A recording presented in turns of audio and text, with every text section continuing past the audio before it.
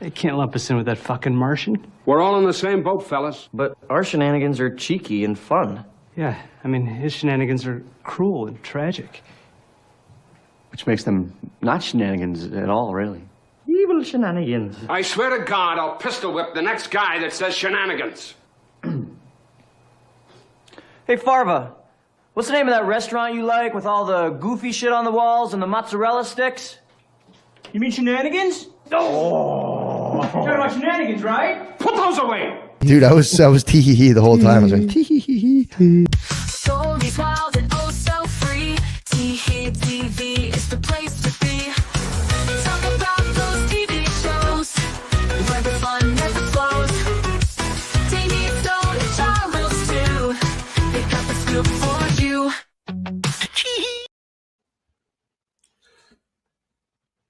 Okay, who's doing it? I'll do it. All right. Hello, everyone, and welcome to TEE-HEE TV this week, where we are doing shenanigans. Yeah, it's just code for nothing. Yeah, pretty much code for nothing, because it's going to be Or general discussion anything. this week. Yeah, A Seinfeld episode, essentially. yeah. It's Anybody show want these? about nothing. Anybody want these golf clubs? Because he's a nigga. He's a nigga. Oh, yeah, okay, I mean, okay, I'm sorry. no one told me Okay. that we were having soup today. No soup for you? God damn it. Yeah. Where's the soup Nazi? I got to kick his ass. It's just... Oh, no. But... And now I want soup, you sons of bitches. I've What been on is a the- real soup kick lately. Yeah, damn it, now I want soup. Soup is delicious. It warms It the is. soul.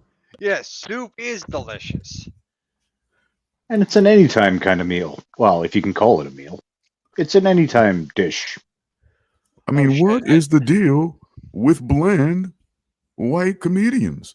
I mean, they're like the reason they're called mayonnaise is because it's bland, it's flavorless, and they expect you to like it. I was starting What? early with the racism today. God damn. What is the deal? Oh, really? That was racist? Oh, I'm sorry. I'm sorry. I mean, makes said- me I feel said- bad inside. I didn't say what's the deal with. I didn't say what's the deal with all white comedians. I'm like the bland ones, the bland ones. Yeah. That's definitely not a shortage of those. Oof. Like, Okay, not like so... not like Ricky Gervais, but you know the bland ones. Okay, so... What do you guys want to start with? Let's start with. I'm hearing. What are we hearing about Craven the Hunter? Oh, God. Nothing good. Yeah, nothing good. Oh, my God. Nothing literally. Grooming gone wrong, folks. Grooming gone wrong. From what the main thing that I've been hearing about Craven the Hunter is that after this movie has finished its rounds in the box office, Sony is giving up on its Spider-Verse without Spider-Man. I mean, Heard about It's- that. yeah, it hasn't been successful. Though I did just watch Venom: The Last Dance, and I actually kind of enjoyed it. Yeah, but as far as I know, they're not doing any more after the third one. No, it was Yeah. just it was almost like a road trip comedy, really. Yeah. I'm probably going to watch it when it comes to streaming. I'm not going to the theater to see it. You know, I watched it legally. Yeah, it'll probably come to Netflix. So when it comes to Netflix, I'll check it out there. So Yeah, like it just came out, but I'm guessing Amazon probably like the rental or purchase. yeah, but most of Sony's like superhero or any of their movies really, they come to Netflix when they come to streaming. Okay. Yeah, I've seen all the Venoms, but I haven't seen Madame Web or it's Madame Web. Madame Web. Yeah, I haven't seen either of those two, but for the most part, I've enjoyed the Venom movies. Could they be better? Yeah, but I didn't think they were as terrible as most people seem to think they are. Of the two that I've seen, I would say that the worst one would be Let There Be Carnage. Yeah, it was a letdown for sure. Let There Be Carnage could have been better if they decided to let it be rated R. That's pretty much the problem with the entire trilogy. Is it's kind of it. You really, if you're gonna have Venom and especially Carnage, you need to just let them go wild. Yes, absolutely. But it's just Carnage is a violent character. So there needs to be blood, violence, all kinds of mayhem, and for the lack of a better term, carnage. Yeah, he's a superpowered serial killer. Exactly. And dumbing him down for the sake of the PG-13 rating, it just does him a disservice. Yeah, and I was just like, yeah, finally we get Carnage. And then I saw it's going to be PG-13. I'm like, yeah. And while I enjoyed the movie, it definitely, could have been so much better had they just taken the leash off. Yeah. I really would have. I think I would have enjoyed the movie more if it was rated R. Oh, for sure. Mm-hmm. Well, I guess at some point, I guess also with all of this, we're going to have that. I guess we're going to be circling back. I guess we've always kind of had that discussion ourselves. Funny enough, in the midst of my like DEI, like deep dive and research on YouTube and everything like that, and all the opinions and everything like that, I was watching some channel, I believe, connected to this one guy, Nerdrotic. And I know who he is. Okay. Yeah. And he was doing a panel on I believe, was it a couple of different topics as far as movies and whatnot. And with some people, when you see a group of people and there's noticeably no faces like mine there, you start to wonder, like, and you hear certain things like, okay, are they being now get with Wicked and Cynthia and Revo, she's giving people plenty of nightmares. Yeah, that too, but plenty of content to joke and poke at her about. And I mean, it's just the way the fuck it is. I weep. Every interview clip I see, she's crying, and fucking emaciated Ariana Grande is just like holding her hand. I'm incredibly affected by those two. You guys, seriously, I'm incredibly affected by the two of them. It is hurting me. It is an absolute disease in our society. What they're putting out, and goes back to what we were talking about before, Charles. The Bleeding Heart. Charles and Damien. But those, how they manipulate people. The Bleeding Heart will drown us all. Let them cry. Yeah, well, you need to stop their tears and teach them how not to cry so that others cannot manipulate them and use them to manipulate others.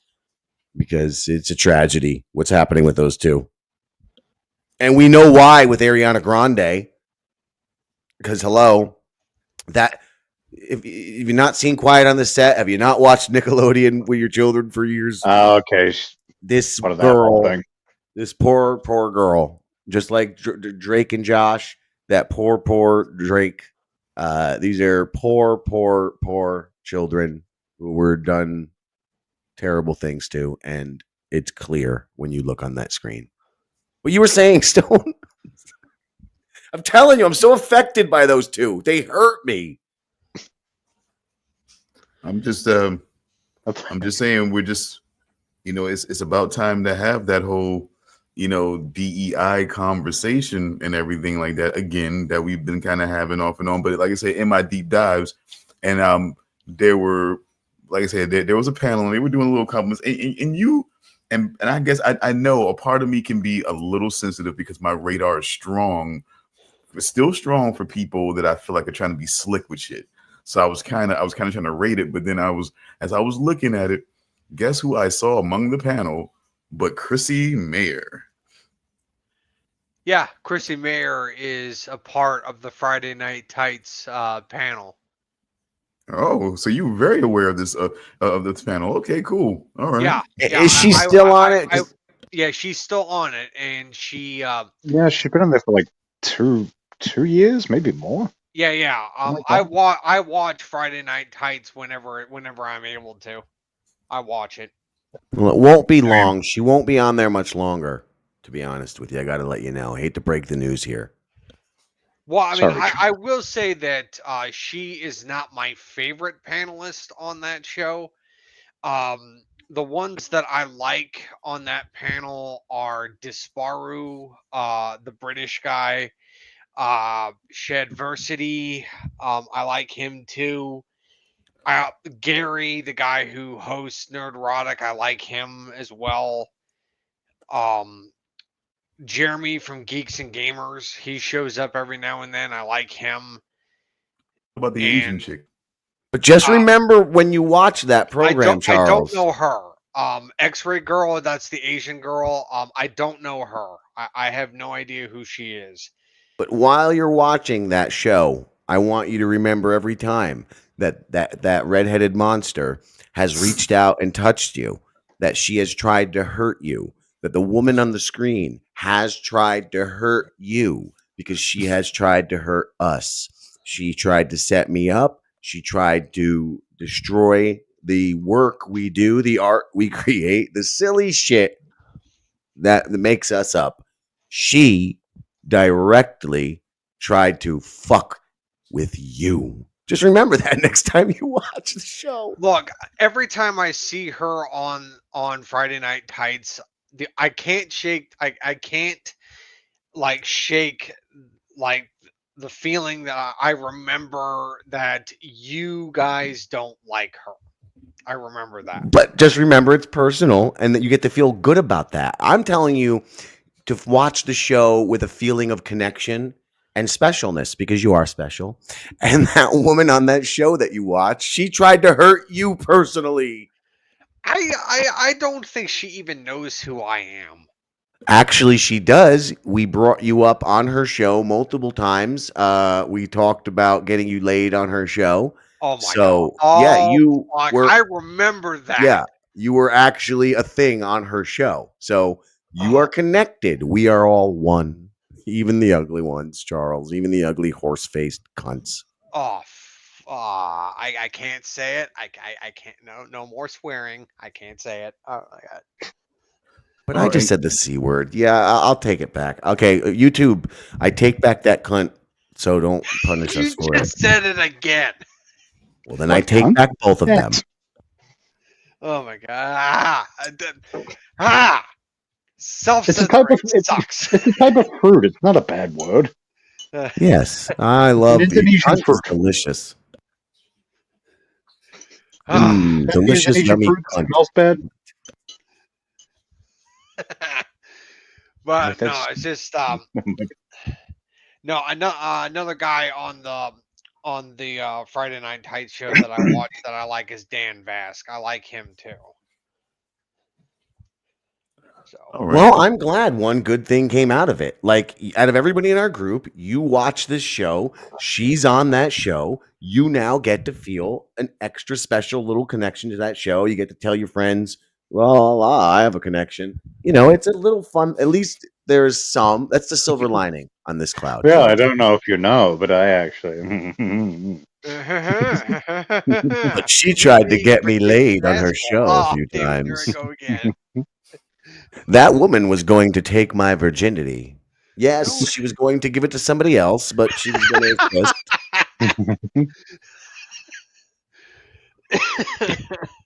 And so, I mean, Friday Night Tights is perhaps the only, I guess, media discussion show that goes longer than we do.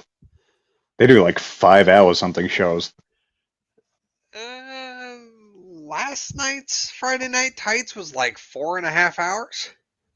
I mean, like I said, so we're almost neck and neck.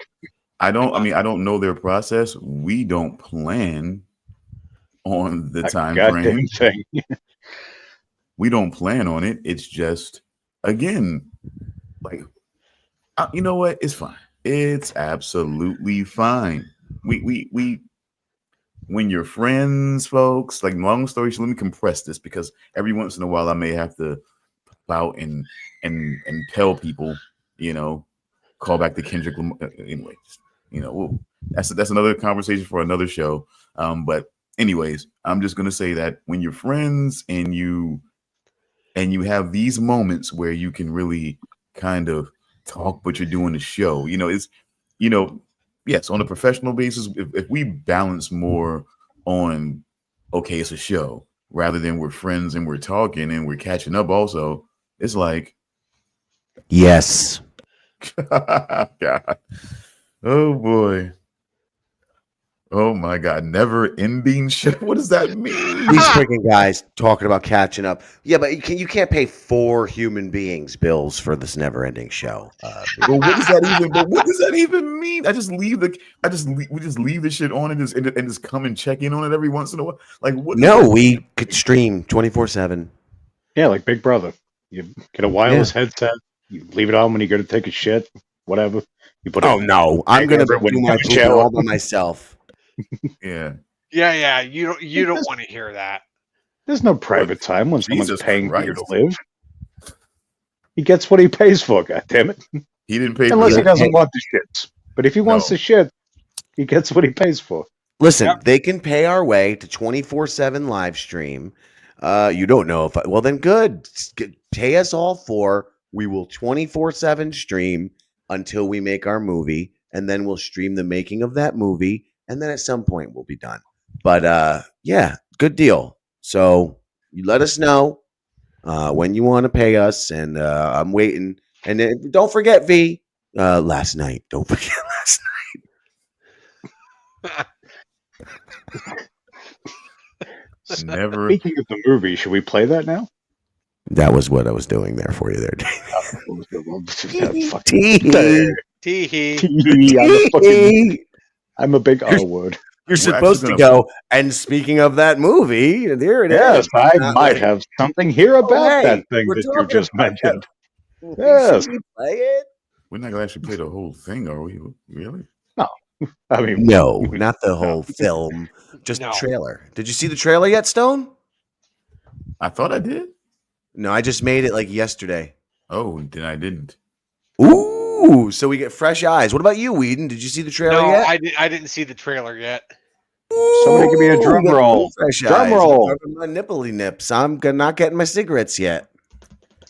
Not gonna get another ciggy. Not gonna get another ciggy, are you? Okay. I'm gonna suck a fag soon enough. Well, I'm Don't gonna get you worry. Right.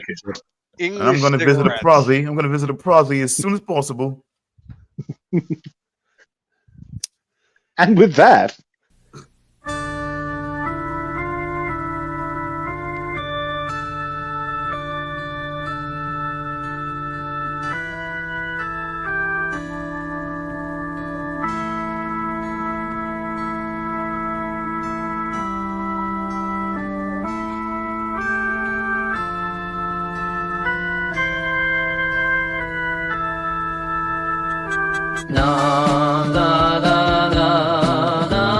Buckle up, darlings.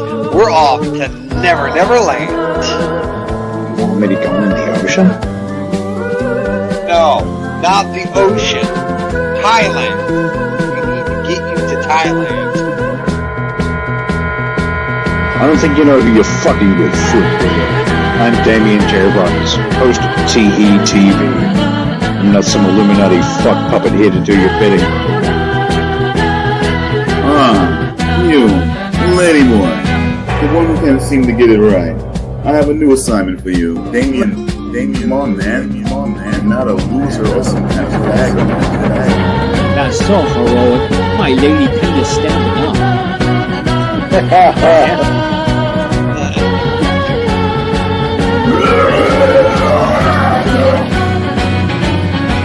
Just might be the dumbest fucking idea ever. Just might work. guys, this is precisely why I model nude for International Rangoon magazine. Never know what's in store with you bunch of crazy rascals. Whiskey, please. 3 of them. Some drinks for the ladies over there.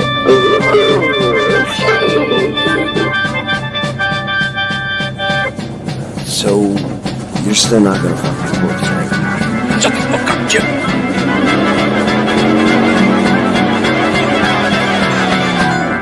Are they bringing in a code or something? So what possible reason would they bring in the code? I don't know.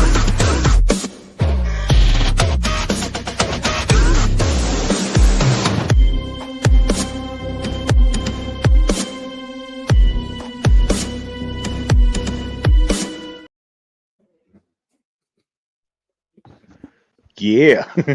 I like that song. Oh man, okay, that was that was. I Compelling. like how it sounds like Paul Abdul at the end. I'm sorry. That was fucking compelling.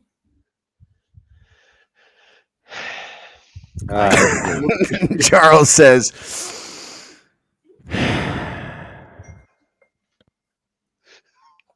Charles, we're meant to be hyping this thing up, not be. Never mind. I hate black and white. No. I actually do appreciate black and white films. Especially when they mix. I'm from Kentucky. Oh my god.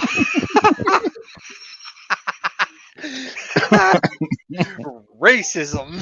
Charles is a racist from Kentucky. Charles played much different games with his sheets as a kid than the rest of us did.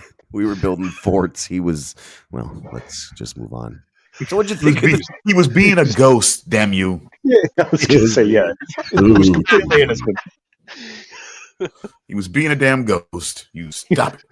He's being a ghost throwing rocks at people who weren't ghosts. He was the one being spooky, okay? He was the one being spooky, okay?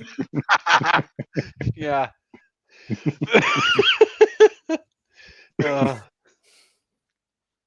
He was the one. See, you gotta understand, it was different. He was the one. Oh God.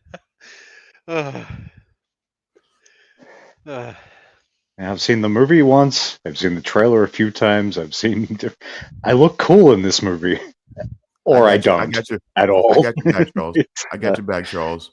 I'm your magical Negro. I got your back. That just gently sliding past that, and please circle back. But Damien, I think even when you're having sex with men in this film, you look cool as fuck. That's all I'm saying. You come off, even when you I don't think that's look on you. cool, you come off as cool. What's that? I don't know. At the bar, he kind of looked like. At the bar, he kind of looked like Chris Farley when he was competing against Patrick Swayze at that Chippendales audition. But he seemed heroic, and he made that lady boy's lady penis stand up. Yeah, I guess that's kind of heroic, right? Very, very heroic. So again, Charles. Yes. I wanted to start the DEI discussion again with you because you know it has a name now. It's more than just this sort of like racist thing. It has more of a name now, and I've seen the evil. I've seen the division and the gaslighting that it does and everything like that. So I kind of understand.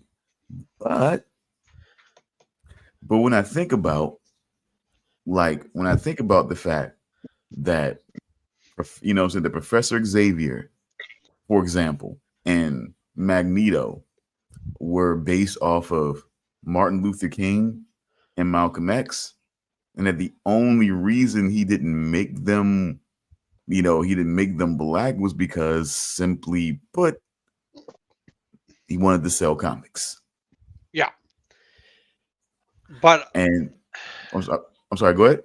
I was just gonna say, I've been watching a lot of videos that have been criticizing the DEI agenda and forcing virtue signaling and all that kind of stuff. And the general consensus is that they don't care if characters are they don't care if characters are black, they don't care if characters are anything other than white, or if they're not men, or if they're not straight, like if they're gay or if they're trans or whatever. They don't care if they're anything like that. They But just they do care if they're Chinese. no. My whole point is that they just don't want that stuff to be the only thing that they focus on. They just want the writing to be good. They want them to be more than just that. So That's like it's the handling of everything. the handling of it. issue Yes, with. correct. Yeah, and They- and look, oh, and Jim, sorry to interrupt, Charles, but yeah, they care a lot about the Chinese. I mean, after all, there's supposedly a movie coming about being a ninja.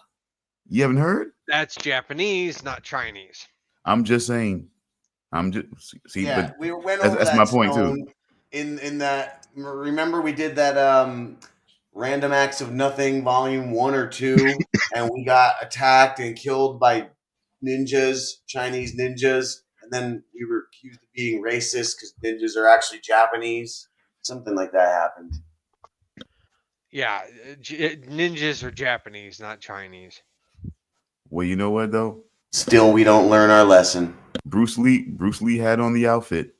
You know what I'm saying? You know, there's this whole thing, you know what I'm saying, between those two and everything like that, and whose history is richer and who, you know what I'm saying, and you know, it's a whole thing that spawned that, you know what I'm saying, that spawned movies and legends and remakes and everything like that. So I mean, but you know, I'm just saying, when it comes to martial arts, I try not to, you know, be all I guess segregational. When I try to be respectful of course, when it comes to Asians as a whole, there are different facets of them and they need to be respected. Absolutely. What I'm also I am saying so is, sorry. I will be back. I have to get the weed. okay, cool.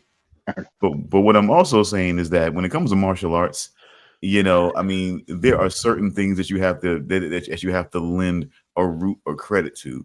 But when it comes to, you know, martial arts overall, it is always going to be a high contention that causes even more division and everything like that, because everybody wants to take credit for this or take credit for that and everything like that. And I'm not trying to get into that debate. I don't think, as much as I love martial arts and martial arts movies, I don't know nearly enough to even debate like, okay, this is right and this is wrong and this is actually this and this is that. You know, that's the whole thing with me. So There's you know, so many fucking different styles of martial arts too. Like I only found out there was an Indonesian style when I watched that movie, The Raid. Yeah, and like when they've got their own style of fighting. It's like, yeah, there's just so many. And when I say Jiu-jitsu, Hollywood, which is Brazilian, or is jiu-jitsu a thing, and then Brazilian jiu-jitsu is a different thing? see, I've never been clear on that. Yeah, that's that's an interesting thing, you know. But if you give me a quick second, I'll be right back, and I can try to explain as best I can. But it started with this.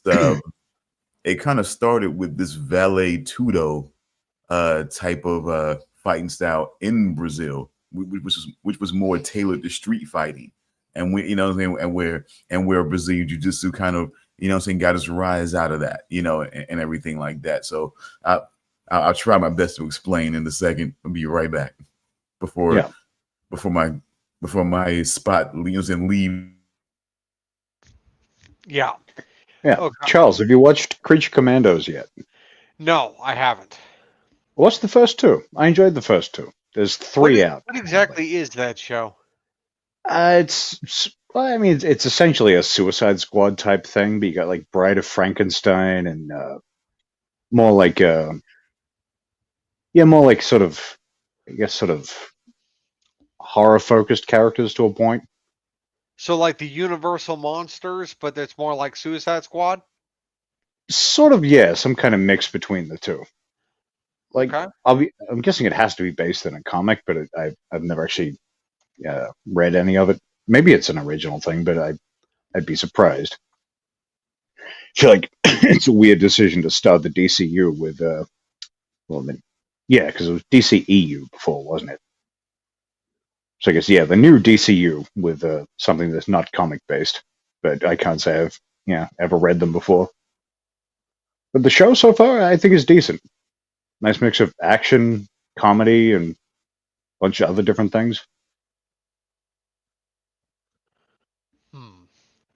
I just tried to go to Netflix to see if I could find Creature Commandos and see the info about it. It's on Max. Oh, it's on Max. I thought it was on Yeah. Netflix. No, Max. Okay. Well, then I went to the wrong place. A little bit. Yes, I did. Oh no, Max has the Joker, the Joker sequel. Son of a bit. Ah. Well, yeah, I guess because HBO's owned by Warner Brothers now, right? Yes. Which is owned by Discovery, which I still find bizarre. Mm-hmm. Like, Okay, so if you had said who was bigger, Warner Brothers or Discovery, I would have said Warner Brothers for sure, but yeah. apparently not. Oh. So this is animated? Yeah. Like sort of like your kind of like your American anime kind of style.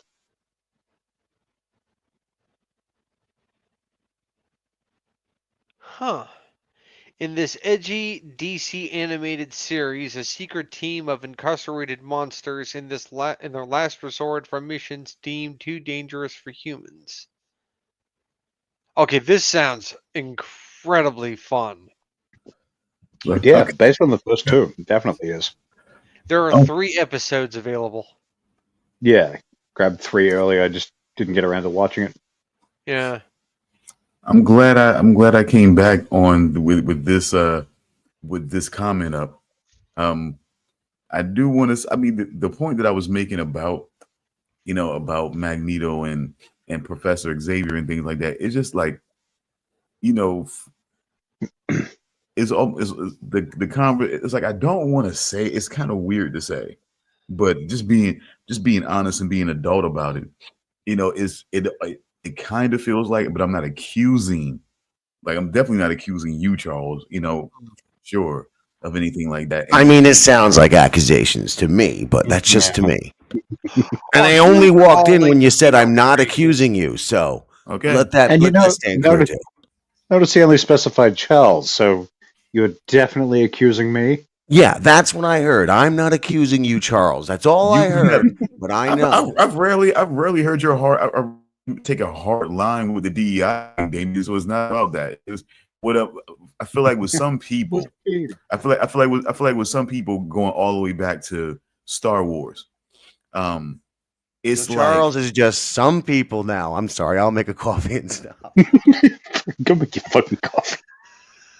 Yeah, awesome. God damn. At least wait for the information to come out before you start joking. God damn. Fucking Christ, bro. Yeah. Anyways, can I just take a moment to comment on what V posted here? Hold on 1 second, because I was really gonna try to help with that. Okay. Before we forgot about what stepping on jokes were, you know what I'm saying? But okay. But okay, but anyway, what I was saying was that it feels like at times that some, saying that some of the detractors on the net out there, they're really like having a conversation in defense of something that it wasn't done. Like, it's like they're defending it like it was done because it was always felt by everybody who did it that only white people and whatnot could be superheroes or the best ones, and what I'm saying, as it was eventually, instead of realizing that a lot of it was because You know what I'm saying? Because the major population that were going to be buying those comics at the time were the white population and wanted to be more reflected in the comics like everybody else does. And, you know, and it's just, you know, and kind of feeling like that feeling like this whole thing was sort of like a tradition now. And that's something that, you know, it's like, I get, you know what I'm saying? I get the overall conversation, and I do, you know what I'm saying? And it's putting aside my own ego to kind of get the other side of that conversation sometimes, because, you know what I'm saying? Because I see the way, because I can't deny, as a journalist, I see the way it fucking plays out, going all the way back to fucking Cinderella, with Brandy and Whitney Houston was in that. And, you know, and you see Brandy as Cinderella, Whitney Houston as... You did that, Stone. You not allowed to say, you know, you can't say Whitney Houston around me. Bobby, I got a doo-doo bubble. Bobby, I knew it. Doo-doo bubbles. Stone, you did doo-doo this. bubbles was coming. I'm sorry. Go on. I honor her by doing this. Sure. I keep her alive. Sure. You were saying, don't let me be a dick. I'm sure there's a black community out there that has a special place in hell that will honor you for that. What? But, you know. What did this? Listen, it doesn't matter. It could have been Shania Twain digging doo-doo bubbles out of her butt. I would be still screaming Bobby, because it would have been Bobby Brown. Only Bobby Brown. Nobody else on this earth is getting called to dig doo-doo bubbles out of buttholes besides Bobby Brown. That's a lot of bees. Oh. Yeah, that was a tongue twister. Again, I just... Sometimes alliteration is an evil thing. It's just amazing. It's just amazing what it is with some people. But I'm just saying, her as a fairy godmother. You even have Whoopi Goldberg as the queen, and even somebody else as even one other black female as one of the wicked stepsisters, and no black males as as any leads in that movie, especially the prince. They have a black woman and a white man come together and have a Filipino prince, was just mind-boggling. And then Filipino, ew. I mean, that's fine. Continue. Okay. You just hit on Damien. See, just like you triggered me with the doo-doo bubble, you just hit on Damien's regular masturbation search. Okay. All right, Filipino girls. Which is everything but Filipinos. Yeah. Anyway, Okay. continue. Tentacles. All righty. All righty. It's not my search history, Stone. It's his. I'm talking about that thinly veiled thing on Filipinos. I mean, we're just continuing that, aren't we? Jesus Christ. All right. Okay. What have you got now? I mean, really? No, not for that. Not for that, I don't think. I mean, I would like to keep doing this show. I mean, I would like to continue it on past this present Saturday. So I don't think we have an hour for that. I'm not sure where I've this got is going. another podcast for that. It's all about that. So don't worry about it. Just keep going. But realizing their mistakes before, it directly informed like what would happen in the Little Mermaid live action remake, where they have a black Ariel on basically connecting to what seems to be a Caribbean island, because they have a black queen, but all the black males seem to have either been killed or disappeared and whatnot, and there seems to be a bit of colonization going on. But yet and still, this woman is magnanimous enough to adopt the face of her colonizer as her son, and would call him Prince Eric. And yeah, is it like, do they even sort of vaguely address it in that way, or you just kind of meant to look at it? They vaguely address it in that way. They don't even. Okay. There's no dramatic thing about the men being killed or anything like that, or they just they're just not there. I guess akin to what may have happened. But yeah, it's vague, and yeah, but it's kind of just like, look around, you can figure out what happened. and then the adoption and everything like that. They speak on that, and it was just like it. They informed that, so they wanted to make it seem like, okay, the situation where it didn't make sense before, we're gonna make it make sense this time, but still keep the situation where black boys can't be princes, and everything like that. And so it's like on the DEI situation where when people see it one way, I see it as like still a very divisive tactic. It's still very manipulative, and it just paints it just connects to a broader picture that I've been seeing over the last several years when it comes to movies being made and content and everything like that.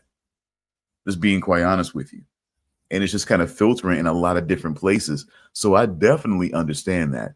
I definitely understand that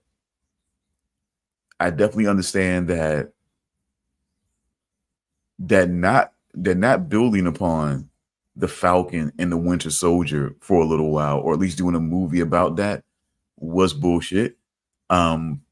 Making the Falcon into a de facto Captain America was bullshit, and not in keeping with the fucking comic.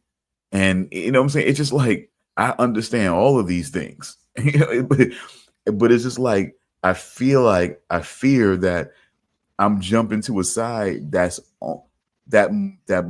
majority of people only look at it from, because they only look at it from a gender or race standpoint purely. And I don't, but you know what I'm saying? And I don't feel like every single person needs to be. I don't believe there needs to be, even though there is a comic for that, I don't think there needs to be a black Superman. I don't think it needs it, but it's not like there's not a comic for it. There seems to be a big call for the Green Lantern. I believe it's the Hal Jordan one, right? Yeah. Are you talking about with Green Lantern, there can be different Green Lanterns of different races, because there was only the name Green Lantern is more of a title, not a particular person. There is a white Green Lantern. There's several white Green Lanterns. There's Hal Jordan. There's Guy Gardner. But then there's a black Green Lantern, which is John Stewart. Then there's, I think, a Hispanic John Stewart. one. Okay, damn it. Yeah. Then there's a Hispanic one or a Latino one. But that's a woman, but I don't remember her name. But yeah, they're going to be Green Lanterns of any race, because the term Green Lantern is more of a title than referencing one particular person.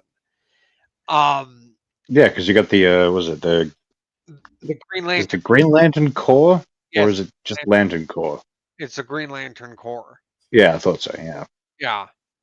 Because I remember reading a comic at some point where there's like countless variations of them in the same thing. Yeah.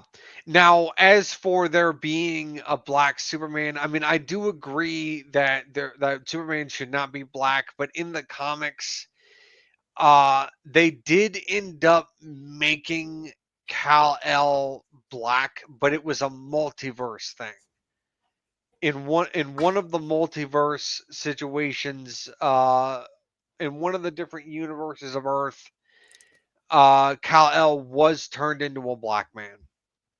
I don't remember what variation of Earth they did it in, but in one of the variants of Earth, Kal-El was made into a black man.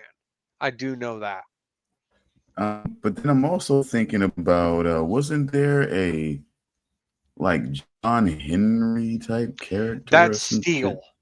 That's Steel. Steel. Steel. Yeah, that was John Henry Steele. That was, I believe his name was, one of the 4 Rise of the Superman that came in the Death and Rebirth of Superman story. The best arc of Superman fucking ever.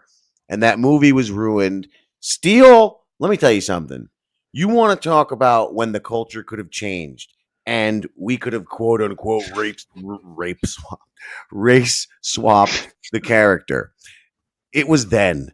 We could have switched Superman out, left him dead, and put Steel in his place, and that would have been the best path forward. I mean, you had the son of Krypton, whatever he was, that character, the more cosmic guy who was like some sort of amalgamation of Superman Stardust or some bullshit. You had the clone, and then you had the cyborg one, but Steel even had Bebo or whatever his fucking name is, Superman's drunken buddy. He had the works. Like, Steel could have taken over that entire comic series and been the new thing, but they didn't do it. I mean, like I said, I just think that it's a tightrope to walk. You know what I'm saying? To keep in keeping with the truth and just being honest about content and what is and what isn't, but then also just feeling like I just don't want to group in, and that's why I say that because I know when I talk, you know, when I talk to you guys, it's not that way, but it's like if I talk it out with other people, it's like going on to, like, for example, you know, just seeing them sometimes and certain things that might get said. I just feel like it was feeling like on that Friday Night Tights, it was like maybe a little bit of veiled, you know, but I mean, again, you know, I'm not sensitive about it. It's just a way to do it. That's like, I think the overt kind of pokey at it is better for me than the slick, I'm gonna see if I can slide it past you. You know what I'm saying? Type of shit. That's always been the thing that kind of got to me. Like, the people that always kind of wanted to be slick about it is the people that always kind of annoyed me. You know, if you want to be humorous about it, be humorous about it, but don't try to be slick about it because it seems like you're trying to say it. And if people catch it, it's, you know what I'm saying, then it's possibly funny. And if they don't catch it, then you just kind of said it. You know what I'm saying? And it's like, you know, that's that whole slick thing about it. You know what I mean? Am I? Yeah, I get you. Yeah, no, I get what you mean. Are you talking about the ski mask tactic? No, because I didn't hear all of it. I was getting my stuff together, but it sounded like that conversation you and I had in the past, how I said that's how they like to do their racist humor. They're the guys who like to say things and basically do exactly what you just said.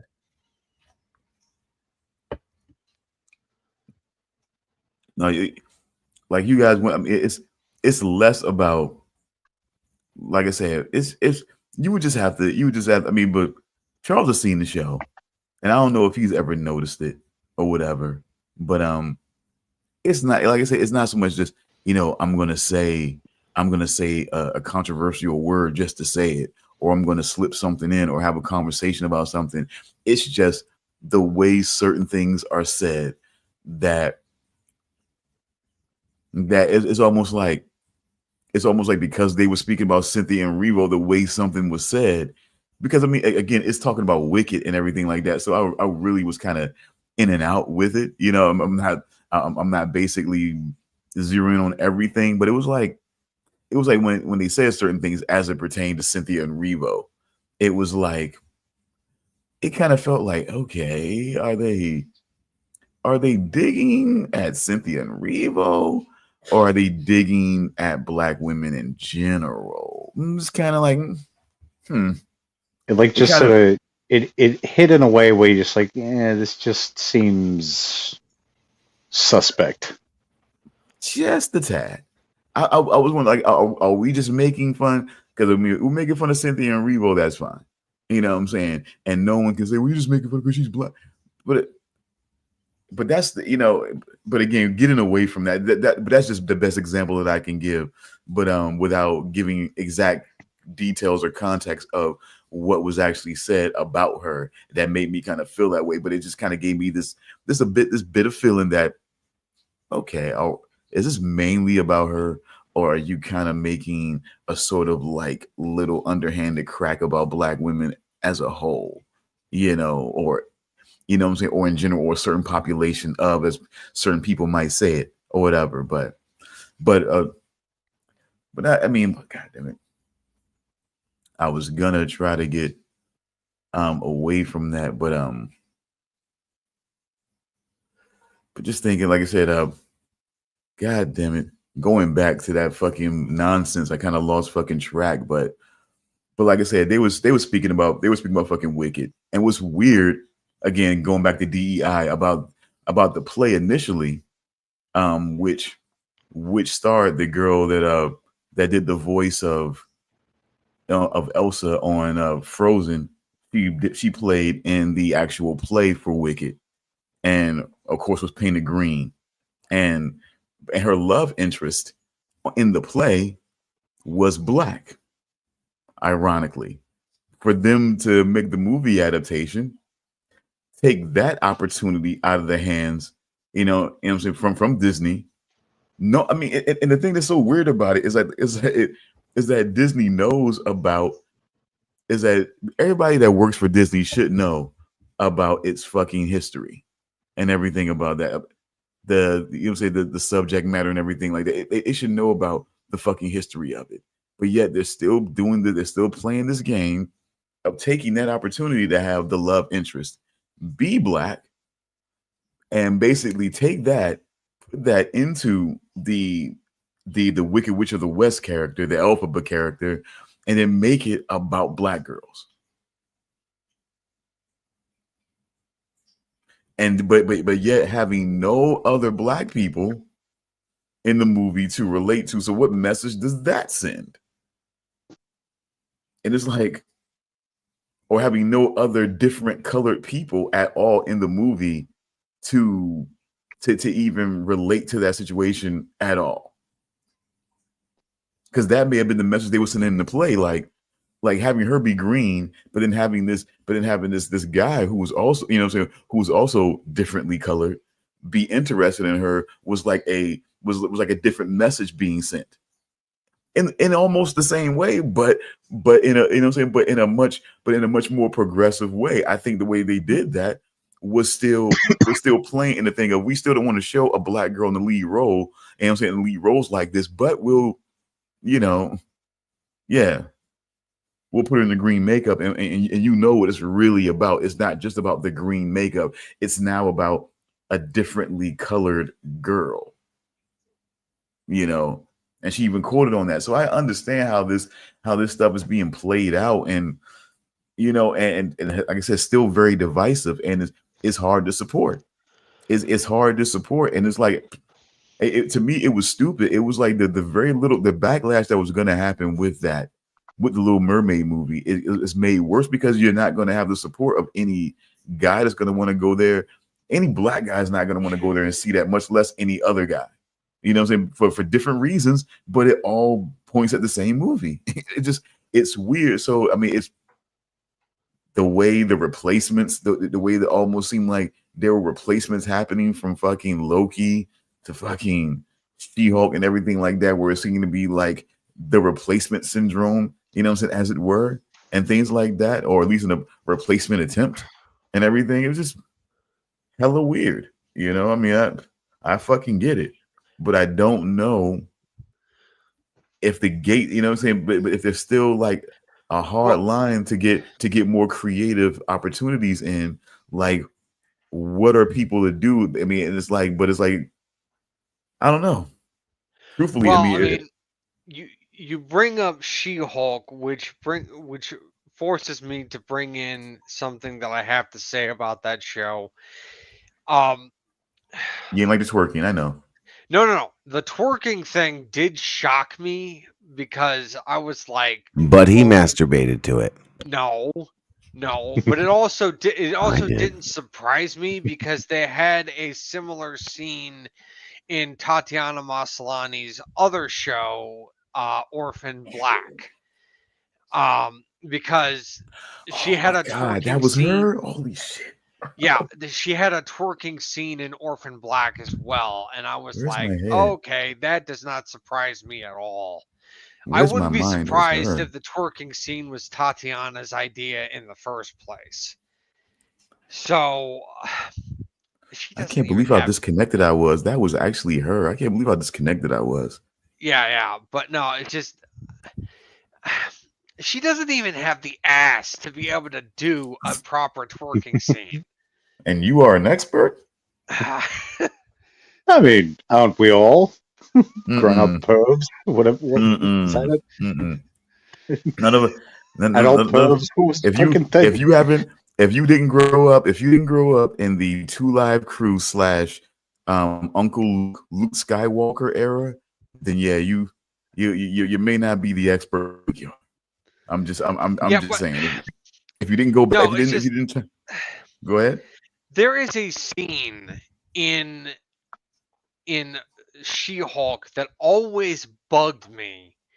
That happens between her character and between her character She-Hulk and Bruce Banner that always fucking bugged me.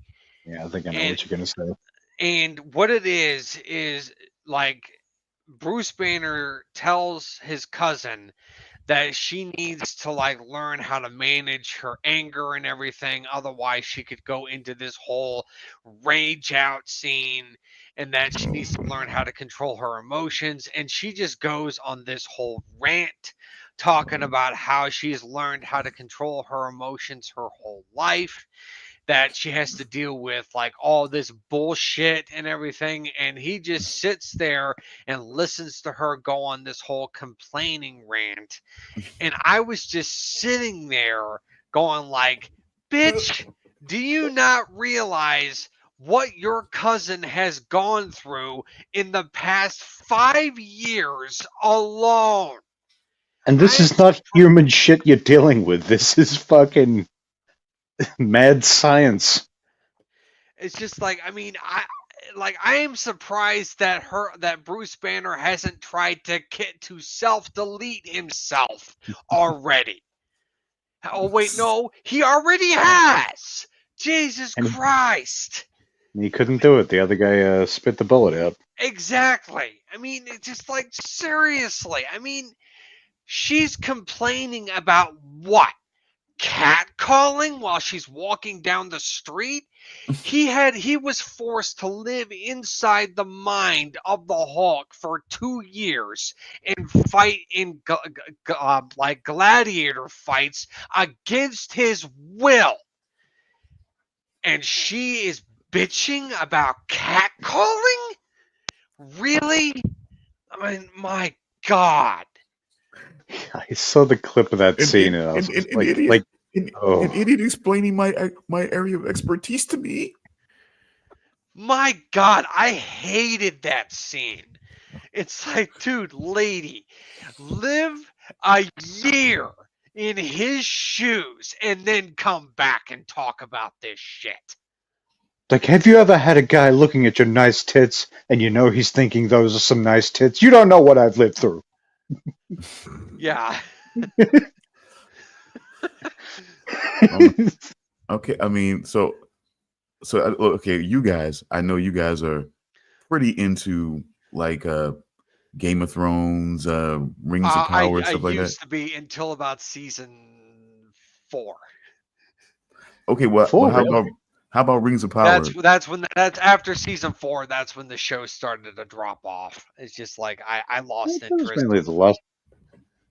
was really the last couple that I think when there was sort of I was going to say freeballing it, but season 8 was kind like of. fucking God, there I go again swearing. Fuck. No. Fuck shit, cock, dick, tits, balls, cunt. Motherfucker and tits. I think we've covered the 7 dirty words. Yeah, I know. Poopity whoopity swoop. Whoopity swoopity whoopity poop. Whoopity scoop poop. But no, season 8 was pretty terrible. Like I did not like it at all. I didn't like the decisions they made. I also did, like, for those of you in our audience that did not watch Game of Thrones season 8, you're about to get hit with a slew of spoilers. I did not like how they sent Jon Snow back to the Wall. I hated that. because that's like, then what was the goddamn point? I mean, it's just like he died, and then his watch had ended, and he came back to life, and his watch had ended, and he was like, my watch has ended, and he went to go fight the Battle of the Bastards, and then he became the king in the North and everything. And then, of course, they, like, everything happened, and then they defeated the White Walkers, and it's like, oh, we're going to send his ass back to the wall. And I'm like, what? I mean, this asshole is Azor Ahai. He was the prince that was promised. And you're sending his dumbass back to the wall. Oh my God. I was so mad by that. You know, I was actually thinking the other day, because apparently, if memory serves, George R.R. Martin gave him like I guess at least the broad strokes of the ending for the show. So I'm kind of wondering if the reason he hasn't finished that last book is they got it pretty close to what he was going to do, and now he's just kind of like, oh fuck, people hated that. What do I do now?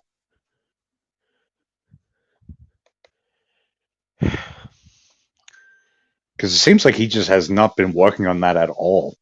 The only thing I ever see about it is just every year or two, he's just like, yeah, you know, I think the last thing was, I may never finish it. It's like, well, yeah. I remember seeing an article recently saying that it's like George R.R. Martin had said that it's likely that he's not going to finish the series. Yeah, which it was, seeing that was what made me think, like, oh shit, did he see the reaction to what were, I guess, maybe potentially his actual ideas, and he was just like, ooh. He just hasn't come up with anything better. I don't know. I guess A Song of Ice and Fire is a book series that I am probably not going to finish. Well, I would love to get to them, but it's almost like it's kind of almost like starting a canceled TV show at a certain point. I haven't even started A Song of Ice and Fire because I was like, I'm not going to start a book series that's not even finished. Because what's the point? And now we've got an indication that may never be finished. Exactly. He's going to get to the end and have blue balls forever. Pretty much. I mean, like you said, I mean, if I start the book series now and it never gets finished, it'd be like starting a canceled TV show and never get the resolution that we want. And a long canceled TV, because those books are fucking, you know, they're not like you get through each one in a couple of hours. Oh, yeah, absolutely. Big investment to make. At least Robert Jordan, who was the author of the Wheel of Time series, put a plan in place when he knew that he was going to die. His final wishes were that he told his wife that after he was gone, he wanted his wife to find someone to finish his book series after he was gone. So, well, like he had like a detailed outline of things. He did. And then he had a detailed outline of how he wanted things to go, and after he passed away, his wife, his widow, found an author that was good enough, that she felt was good enough to finish her husband's work of the Wheel of Time series, to finish the books after he was gone. And the author that she went with was Brandon Sanderson. I know that name. Why do I know that name? He's also the author of the Cosmere series, the Stormlight Archive, Mistborn. Okay, like definitely things I know, but I haven't read, so it's just a name I know, I guess. I was thinking I'd actually read something he'd written. Yeah, but no, Brandon Sanderson is a big name in the fantasy series. He's a big, big name. Yeah, my son just got the newest book. He's reading it right now, actually. He's a big, huge fan. He tells me about it all the time. Yeah. Brandon Sanderson's really popular right now. The book series he's currently working on is the Stormlight Archive, which apparently is going to be a 10-book series. What's he on now? Like currently? I think he's currently writing book 5. Okay. But apparently, all of his series are designed to be read standalone, yet all a part of the same universe and story. Yeah, the universe that all these books that he's working on are a part of is called the Cosmere series. Oh, so even this it's all part of a much greater sort of thing. Yes. That's Yeah, cool. it's I like all that. part of something called Cosmere. You should see our library. It is full of his books. Yep. There's a whole wing dedicated to Brandon Sanderson. Mm-hmm. I would love the to get the Grindle Stormlight family Archive library. series, but I'm waiting until the book series is finished. Is there a predicted end? Not yet. It's still too early to predict where the series will go. Hold on, I'm gonna see if I get any info. I'll be right back. He's gonna go ask his son where the series might actually go. So very a prolific author by the sounds of it. Yes, he is. Brandon Sanderson is very, very popular right now. Unlike Rothfuss, who is popular, but he is an asshole who has been taking his sweet time trying to finish the King Killer series. Heard of that. Yeah, All right. the King Killer series has yet to finish its final book, and we've been waiting 10 years for him to finish his final book in the series. Oof. I do have some good information about this. What's it called again? Stormlight series? The Stormlight Archive. Stormlight. Okay, so it's taken him 15 years thus far to write the first 5. It's going to take 20 more years to write the next 5. He's taking a 5-year break now that he's released this book. And then after that 5 years is up, he's going to return to writing these books. So you have 20 more years to wait if you're going to go that route, Charles. Oh, fuck off. Really? Yeah. I'm coming on camera with Damien for solidarity because it just looks stupid. He's just staring there like a jerk. Oh, man, I got to wait Thank 20 you. years. I'm going to... Oh, man. Ah, fuck. Ah, God damn it.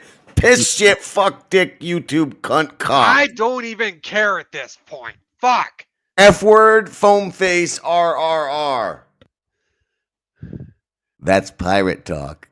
YouTube can bite me, all right? It's just like, seriously. Oh, V, we Wait. have infinity, my friend, infinity. Where did you read those rules, by the way? Was that an official YouTube thing, or like for the I saw a press language release. guidelines? Okay. I think actually I got it from Kill Tony. Okay. Because I was just thinking, like, I've seen podcasts that are definitely monetized that they don't swear too much, but they do swear and say things. So maybe that's a new thing that they're coming out with. Very where they're new, really very cracking new. down. Like this month new. It's maybe they're paying out too much money, and they either can't afford to or don't want to, so they're really cracking down.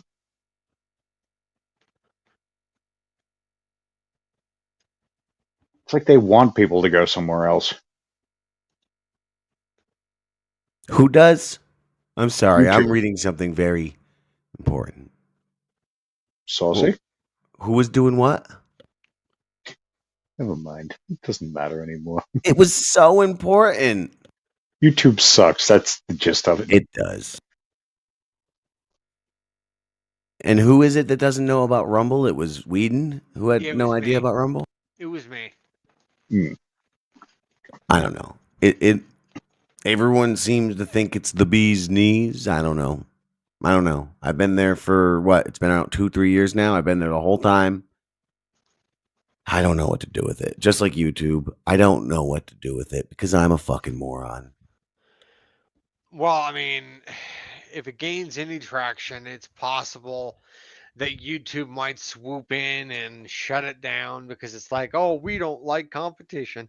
No, it's got traction enough. It's certainly like it's got really big deals. Like they brought over, I think, exclusivity deal with Russell Brand, a few other polarizing characters. And I feel like it's been around for at least a decade or so. We're only just really hearing about it recently because YouTube has, been such a C word, R word, etc. about everything. Yeah. It's forcing people, like as I said, they're forcing people to go to the competition. Yeah. Sorry, Charles, what were you going to say?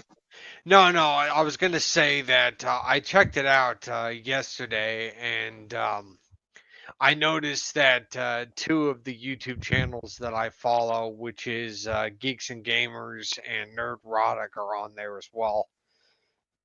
Well, yeah, these are people who have, I've seen they've had problems with YouTube in the past, so that it's probably at least partly a backup at this point. Yeah.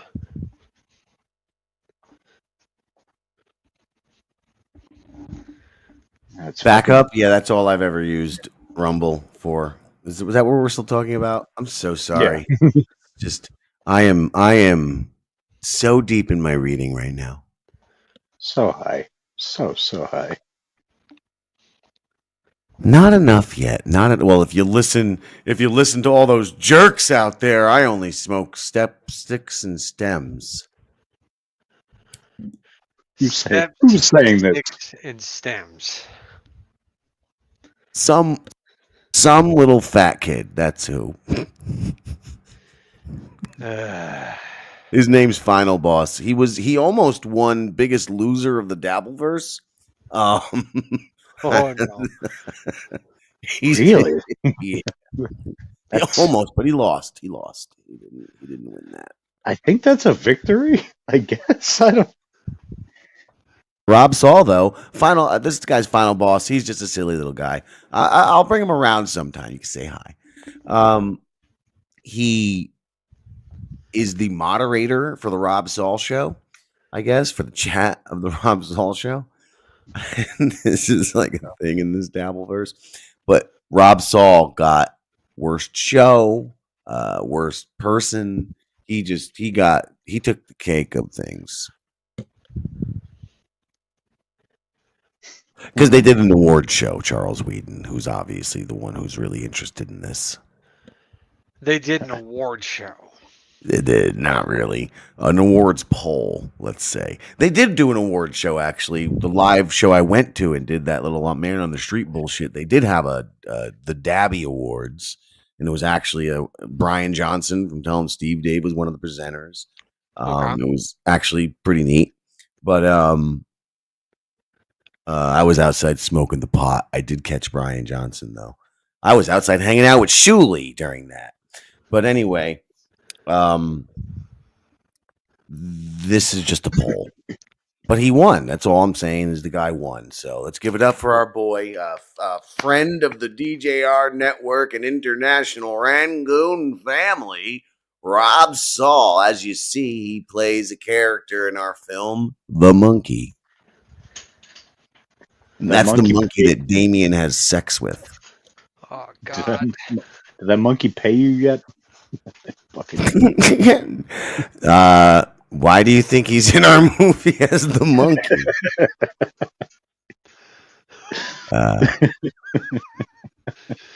And I also like to say we here at the DJR network, International Rangoon, the TEE TV boys here.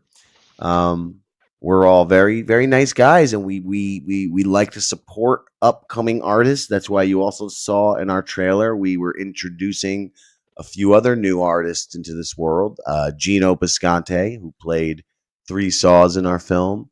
We also introduced Chrissy Mayer, who Charles knows from that silly show he watches. She played the driver. Keanu Thompson, that was another find of ours. She played Ladyboy number 5. Richard Kish also played Ladyboy number 5. It's 2 scenes, so she was only there. She's the one that talks like this.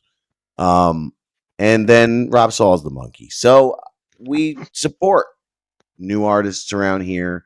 And thank you for being in our film, the four of you. And you're welcome as well.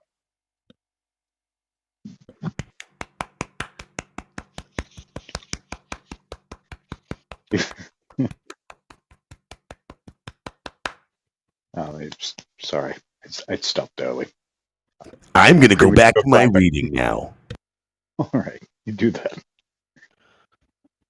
We should just watch the scene of you having sex with a monkey, an R word, George Takei, and a lady boy at some point. We should definitely do that. Was pretty steamy. Just saying.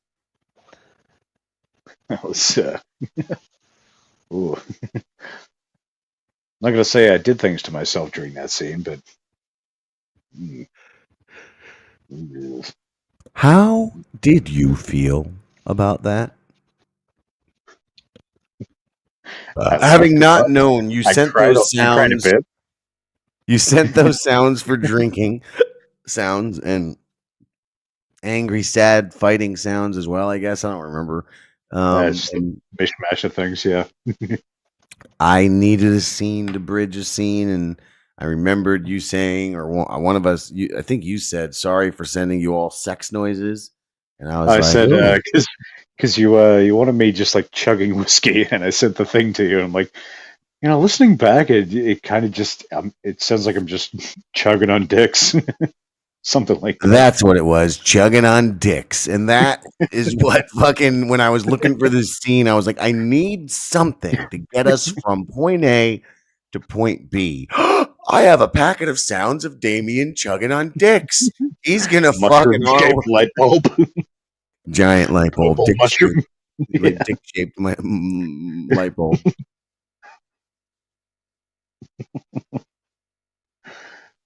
Oh, man.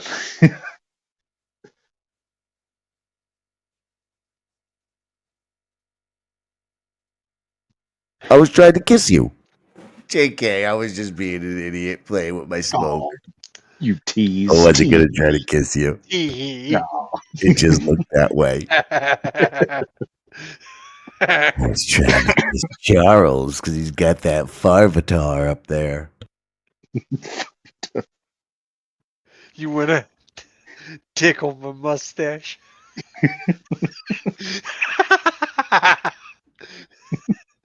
Wow. Oh, God. Speaking of Farva and God, I have an idea. Yeah.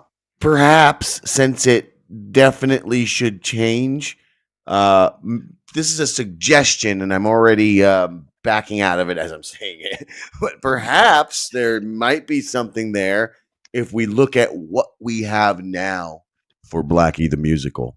Oh, no, I forgot about that. Son of a bitch. Hashtag never forget. Never forget. But yeah, right now we have a small character. Well, there's actually too many characters. Bit of a character list. I don't know if you've looked back at it, Damien, since you had me send it to you. A little bit, but not in an awake enough state. I changed it around. The character, I changed the punch. Sorry, guys. Sorry. Oh, it's all good. Good timing. We're just getting into Blackie the Musical. Oh, we are. Oh, God. Oh, God, indeed. That was exactly my response as well, Stone. Huh? Say what? That was exactly my response. Charles is super enthused about the project. Bullshit. Yeah. Well, all right. What we're going to do here, what I suggested, Stone, is that we just go over what there is so far, because it already has changed once, a large way from what Damien saw last time. And the hope is it's going to change a bunch more, to the point where even everything we read, if we look at and observe currently, none of it may stay. Okay. So we're really at a point where we can add, remove, and make it a fun group thing. Okay.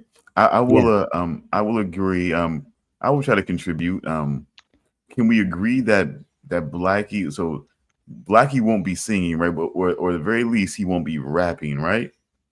Rapping? That was never a thought until now. No, you son of a. No, but I'm just making sure. I'm just making sure we that's not an option. It wasn't, and now I want it. No, no, no. I'm the rapping tar in the No. bucket, No. chilling with my homeboy. We're like, No. fuck it. His No. name's Charles, and he is cool. No. I don't know. See, that's exactly why. No.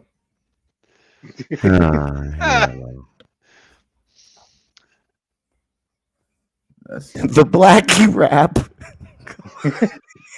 Everybody do the Blackie rap. Yo, let's do Yeah. the Blackie rap. Yeah. Come on, Yeah. everybody, let's do Yeah. the Blackie rap. Yeah. It'll be our back then. No. Hey, No. No. Can we do the Blackie dance then? That'll be No. No. See, no. Damn it!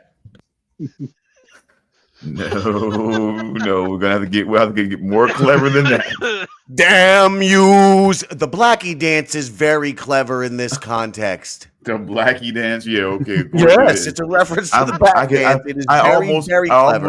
almost feel like that very phrase was used before civil rights. I'm sure. Well, that would be the pun where we have our fun. That's the play. Well, you know. See, What if we have Blackie, the singer of the band Wasp, who's very white, doing the dance with him? Is that better? I would no.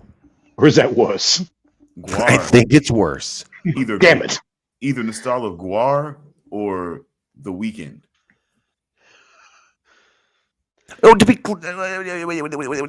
we're still talking to Blackie dance because wouldn't that be like a Prince song? The Blackie dance? Like the bat dance. He's the one who did the bat dance.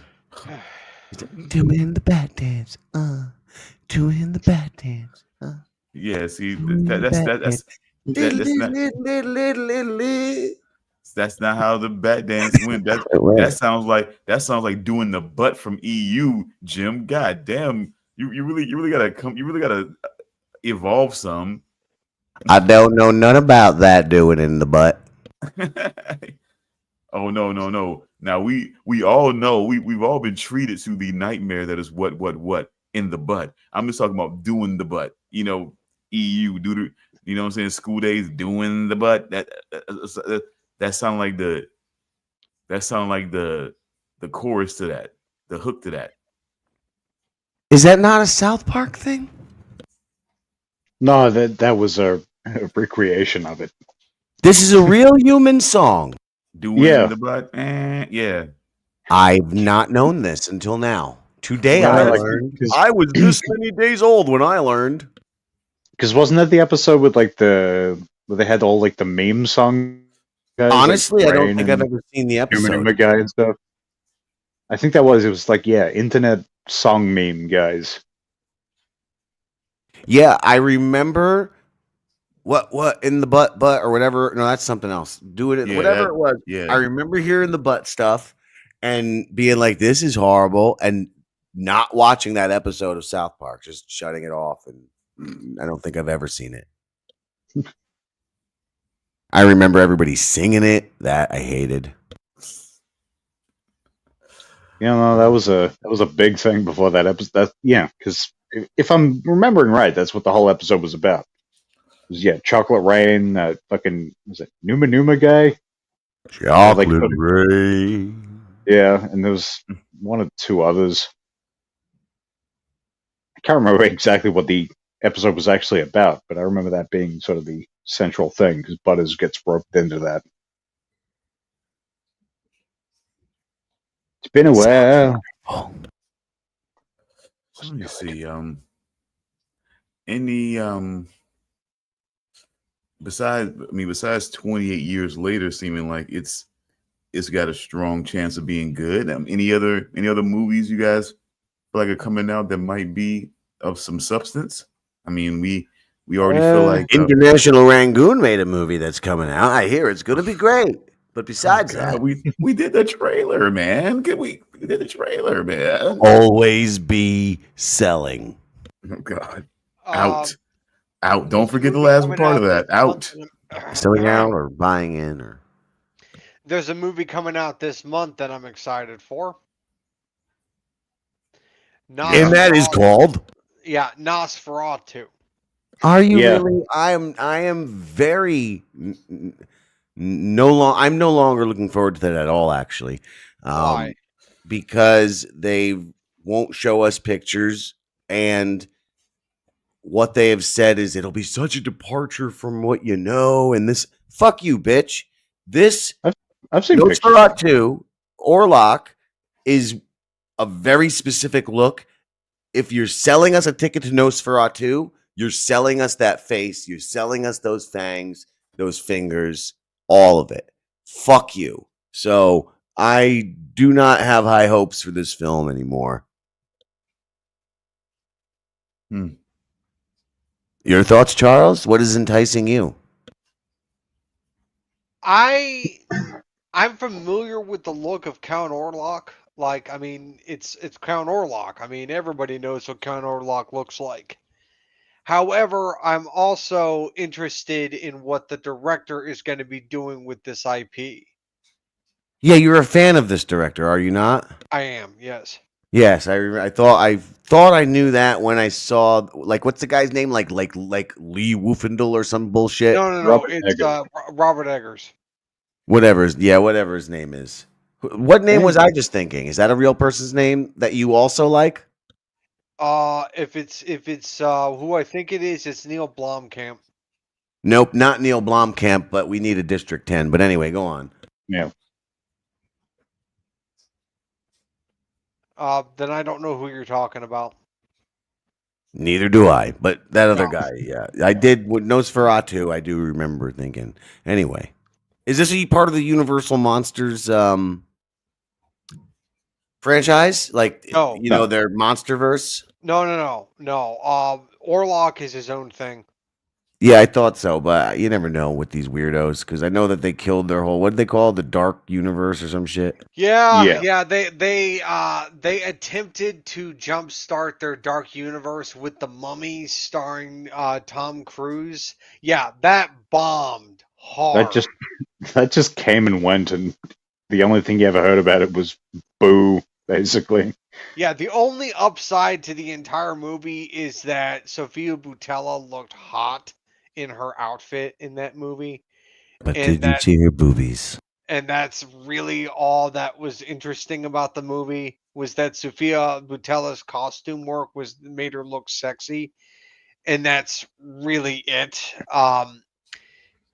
Everything else about the movie was complete trash. And they were planning on doing other movies to like salvage the Dark Universe. They were going to have Javier Bardem play Frankenstein's monster. They were going to have Johnny Depp That would play have been the nice. Invisible Man. That was all scrapped. All of it was scrapped. Shame. Both of those would have been all right. Would Yeah. have done money, I would imagine. They ended up doing an Invisible Man movie that did surprisingly well because it was a unique take on the IP of the Invisible Man, where instead of him becoming invisible through some sort of chemical concoction, it was some sort of like suit that had a bunch of like cameras on it that did some kind of refraction technology that made him look invisible.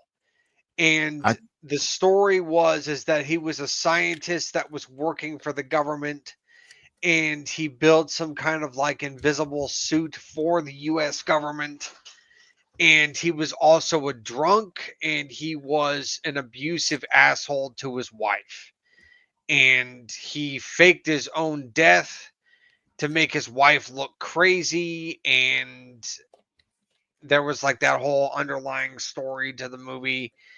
And I never saw the movie, but from what I heard, it did surprisingly well in the box office.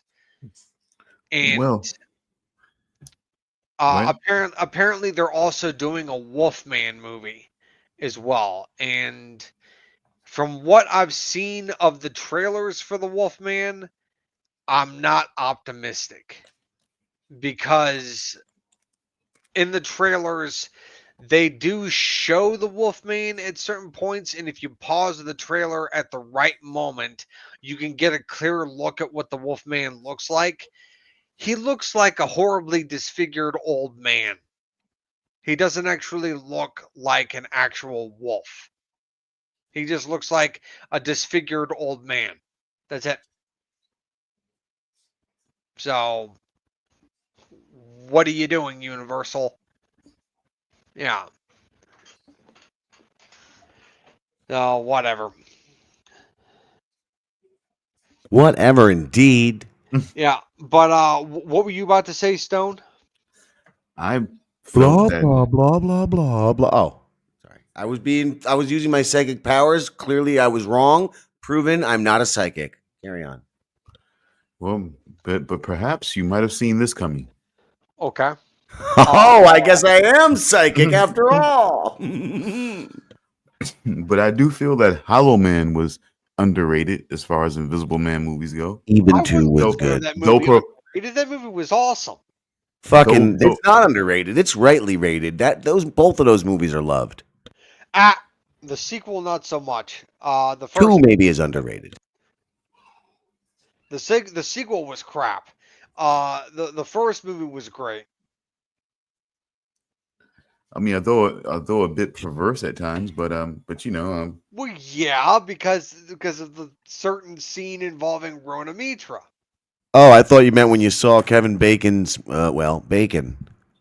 His I didn't wiener. see. I didn't see His it. hog. I didn't see it. Yes, sir. They show his glistening, invisible hog. He like walks right into the camera, and the wiener hits you in the face. Wait a minute. That does not happen. That did so happen. I came back to Kevin Bacon's bacon and glistening. I Computer. don't recall that. I remember some Kevin Bacon's pity wiener squeezing, in but Hollow I don't Man. recall anything glistening and throbbing or nothing. Nobody said throbbing, Damien. I was just thinking it. TE.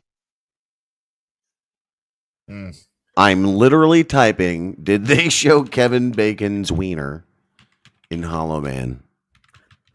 Man, you are so. Why are you searching that? Because you guys said it didn't happen. No, And because- it did happen. I'm just talking about the part where it's It says spent. right here, And Hollow because Man, and it also says what Stone just said. It's under Reddit, are underrated movies. And right here on Google, without even clicking on the Reddit, it says in the little bit of text you can read, this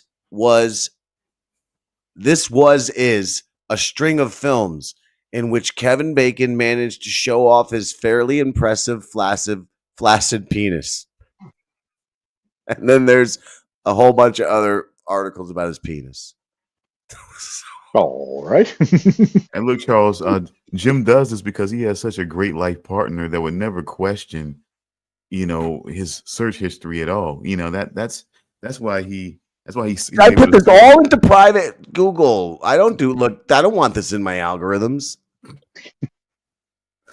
It'll She find a can't way. see my wieners.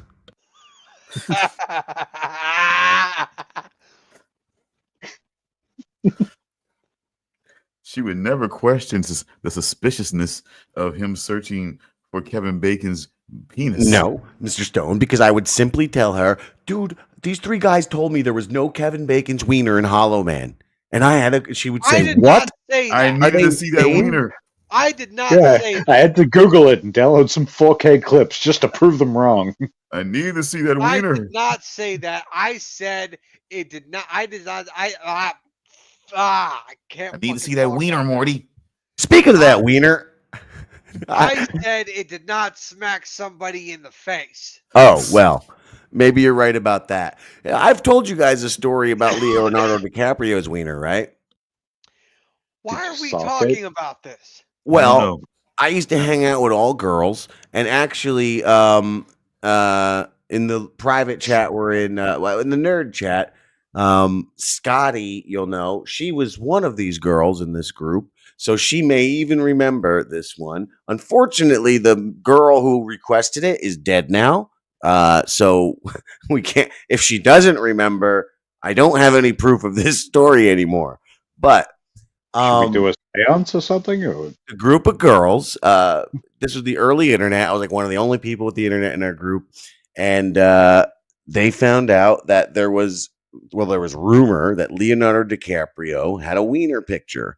And me being Mr. I can get anything, that whether it be drugs, or apparently Leonardo DiCaprio's wiener, they turn to me and go, "Hey, can you find us Leonardo DiCaprio's wiener?" And I say, "Sure thing, ladies." So now I go home and I get onto my stepfather's computer and I find Leonardo DiCaprio's wiener, his naked wiener. And I print it out.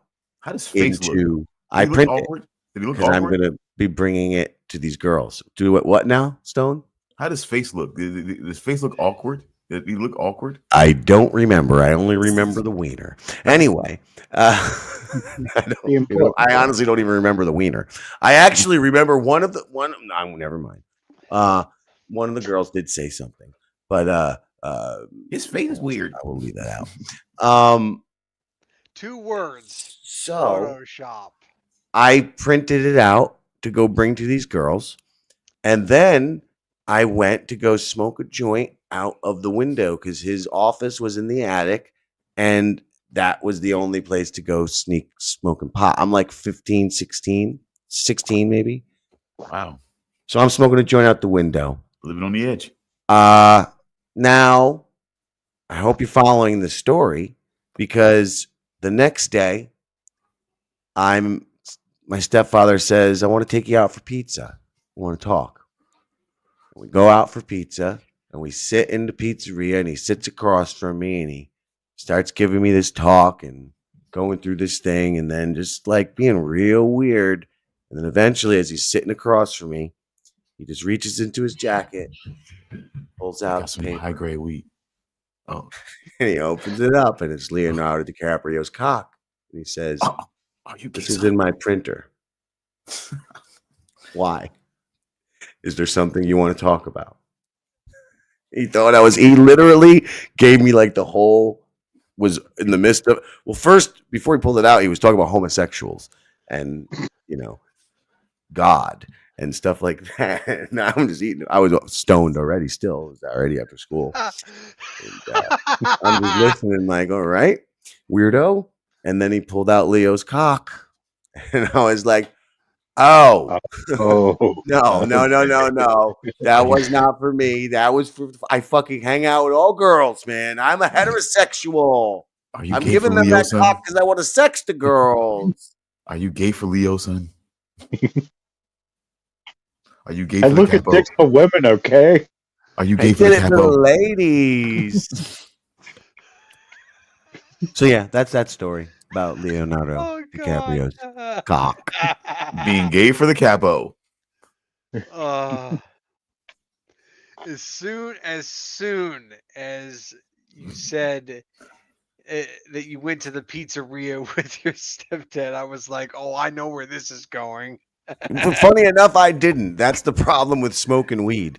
And all right, V, should have just shown them your wiener. That's the comment I didn't want to say. Multiple of those girls had actually seen my wiener, if not all of them. So did the males in the group. Only probably 2 or 3 of them in a sexual situation at that point. The men or the women? The girls. So it wasn't. It was not. Whatever. The point is, one of them did compare it to my wiener. The picture that she was just like. She was like, "Hey, yours looks better than Leonardo DiCaprio's." And I was like, "Thanks, bitch."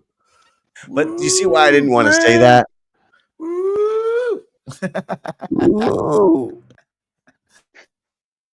Oh, yes, I did get the picture from him, by the way. To end that story, that's how that ends. I was like, no, seriously, it's for those girls. They asked for it. Just give me the fucking thing. It's not what you think. I'm giving it to girls. And he goes, You give it to girls? Okay, here. Not for you? It's not for me. Okay, here. He's Peruvian. I find you fucking Hey, what the mad. fuck is I this? send He you. was a I send preacher. you the Did I leave reassignment. that out? He's a pastor at a church too. I'll see you the reassignment.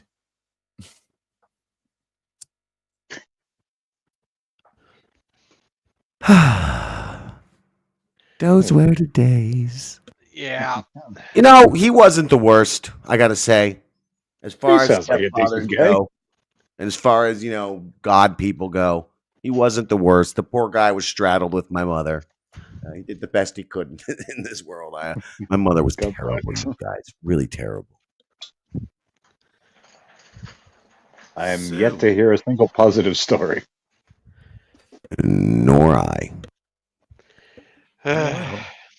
Well, I want to say that, while we're doing the shenanigans here, I want to have a moment of levity and say that some other things that I've been working on and things like that have kind of distracted me from really getting into the Penguin, which has kind of lagged us doing that episode. And, mea culpa, it's just, I'm trying to lock into it, but some other things have been kind of pulling my attention away. I apologize. It's fuckery on my part, and I don't condone. I don't condone the fuckery, but I'm trying. I'm trying to get the shit done and trying to get stuff ready for talking over the music. That show with Mr. Weeden. Oh, is that what that's going to be? Okay. All righty then. I was kidding. Well, where's Richard? Why don't you invite Richard Kish in and talk about some music right now and do like a pilot of that show right in their back door? I'm just saying, you are talking about this podcast for months, Stone, on one end, and Kish is talking about a very similar podcast to me on a whole other end. It feels like the two of you really do need to kind of play together, kind of like feel this out a little bit. That's my thoughts here. Kish and I? It seems natural. You're literally both wanting to do almost the same exact podcast. Just talking about music?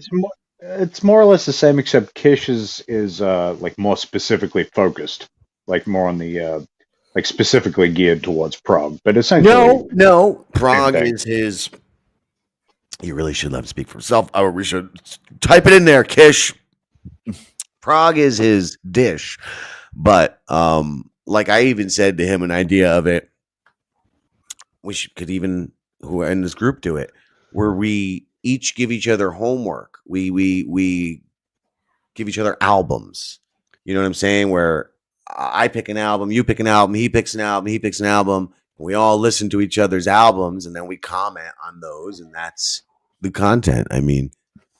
See, God, man, we really been at this for a while because we tried something similar to this. Yes, you and I, we did. So enough pussyfooting. Let's talk about music going forward. Let's do that show. We just gotta figure out how it's gonna be centered because Well, Kish is in. Come on, Damien, Charles. Let's support this idea because then we could sit back and chill for the rest of the episode. And these two can they can do a pilot. It's a whole bit, and we're just chilling, throwing jokes. It's a great time. Shenanigans will ensue. Nanny goats everywhere. There's no music to talk over. See that's well, you can talk over each other. The music of our hearts. How about that? Oh my God. Gay. like okay, let's try this, Jim. While we're sitting here, shenanigans. Like, what is your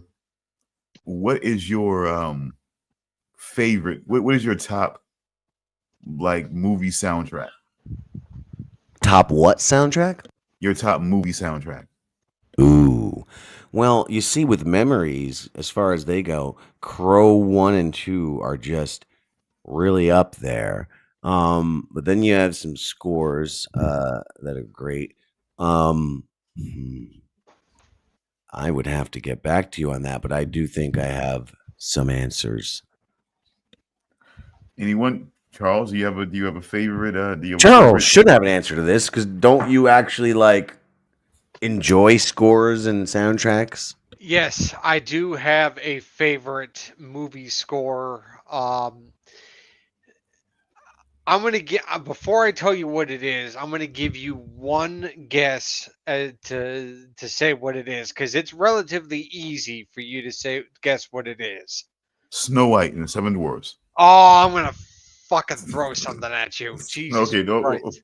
Xanadu. Sorry. Yeah, no, I'm kidding. I'm Jeez, kidding. jeez. Take it easy. I was just kidding. Yeah. Take All it right. easy. But no, all right. But in all seriousness, the score is Star Trek First Contact. The score. Yeah. I've actually heard that before. Heavy metal is one of my tops. Heavy metal is one of my top. Ooh, I really enjoyed Heavy Metal 2 album. I was more on that end, but probably now I would like one better. Look, an underrated one, a little bit of an offshoot one, is the fucking Wraith soundtrack. I didn't even know it had a soundtrack, but I could think back to the sound of that film, and I'd fucking love to listen to that sound. I think the score, It had a collaboration. I actually may have listened to. It had a collaboration up there. It was Ozzy and somebody else doing a song called "Secret Loser." Oh, and V brought up an interesting point. I've already given my my favorite movie soundtrack, but my V provided his favorite video game soundtrack. I would also like to give my favorite video game soundtrack, if that is okay. Okay. My favorite video game soundtrack would have to be the score to Mass Effect 3.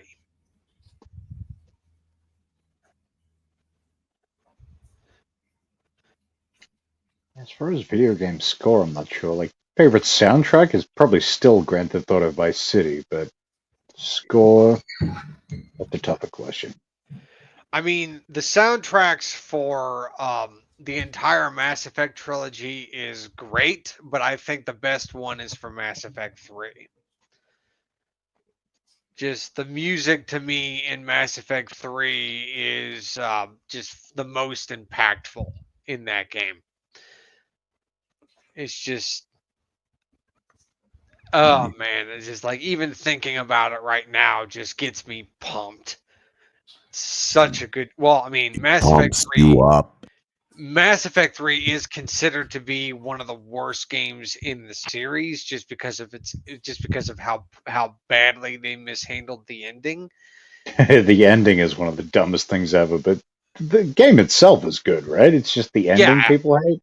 Yeah, it's the ending that they hate, but everything that led up to the ending is good, but the ending itself is garbage. Because it's like all these choices you make ultimately lead to different colored lights, is how I've heard it summed up. You are left with the choice of either red, green, or blue. Hey guys, let me ask you, what do you guys think about the star-studded songs that were attached to the Watchmen? What do you think about that? The Zack Snyder Watchmen movie? Yeah. Okay. I thought the soundtrack of that movie was surprisingly good. I liked the use of the Smashing Pumpkins in that movie.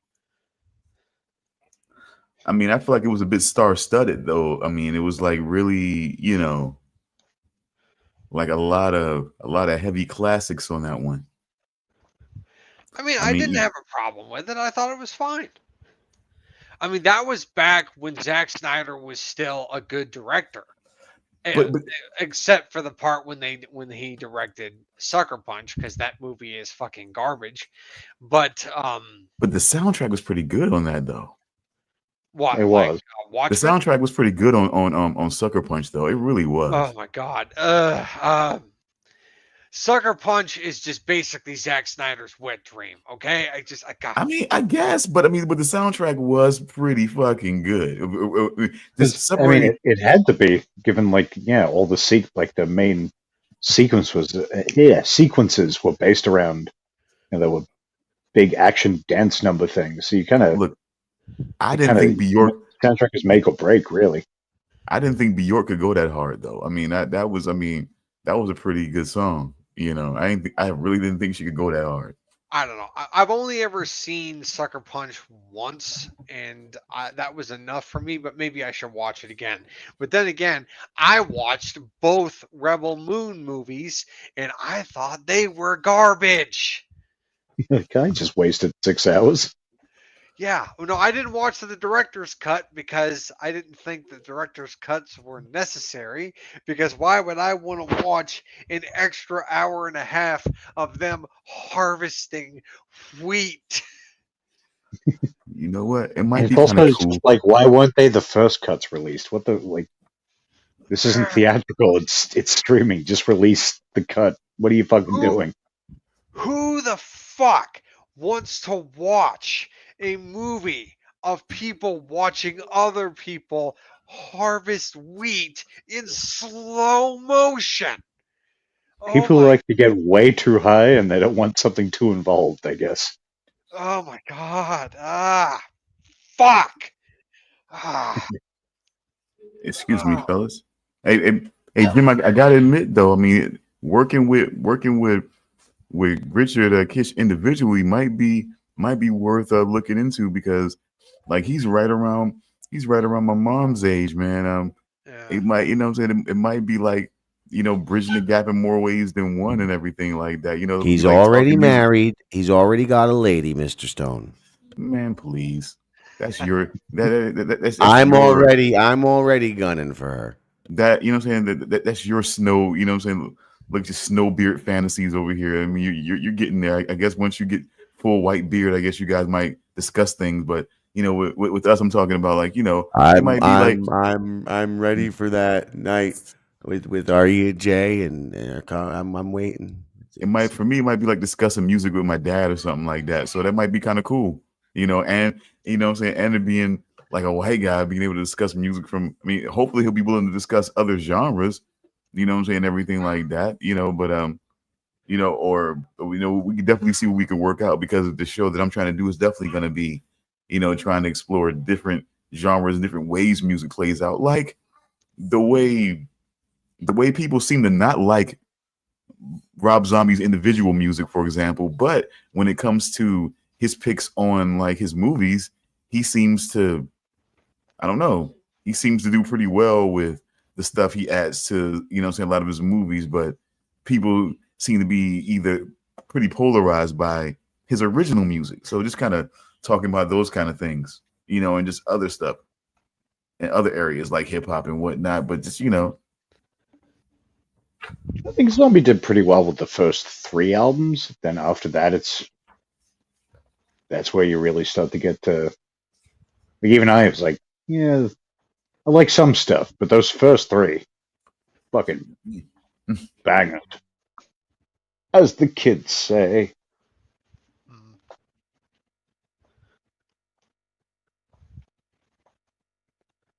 Charles, you want to do the dance?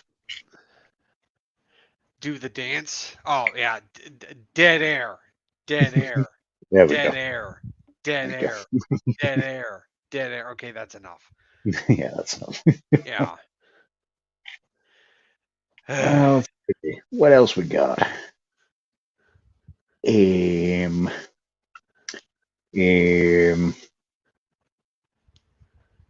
Oh,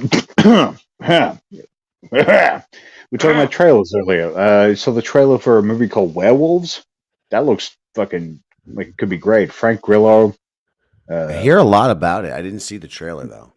Yeah, like a sort of, it's like a lower budget version of like a disaster movie, with the disaster being that once a year, millions or billions of people turn into werewolves. And average people have to, like, survive the night. Looked cool to me. I'm definitely going to be checking that out at some point. What else did I watch? Trailer for Novocaine, like Novocaine with an O, with Jack Quaid, where he's a guy who can't feel pain, and he's not like, he can die, but he just doesn't feel pain. Chick he works with / is like in love with or something gets kidnapped, then he has to go after her and fight off all these violent people. You got like scenes with him, like he grabs hold of a burning hot frying pan. He can't feel it, but he smashes a guy with it who obviously can feel it. Just it could be fun. Yeah.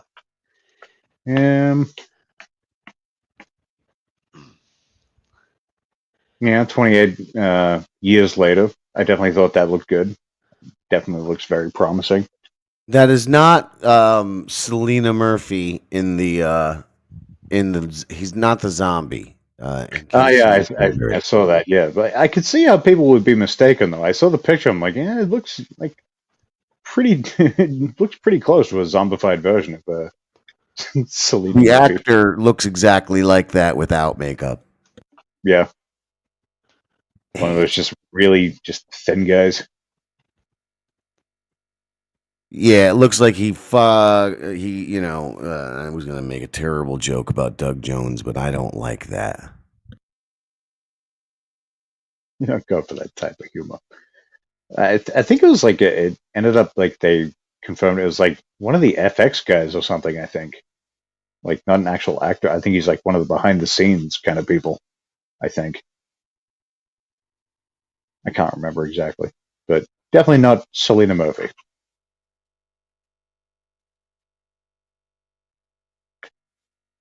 And let's see what else.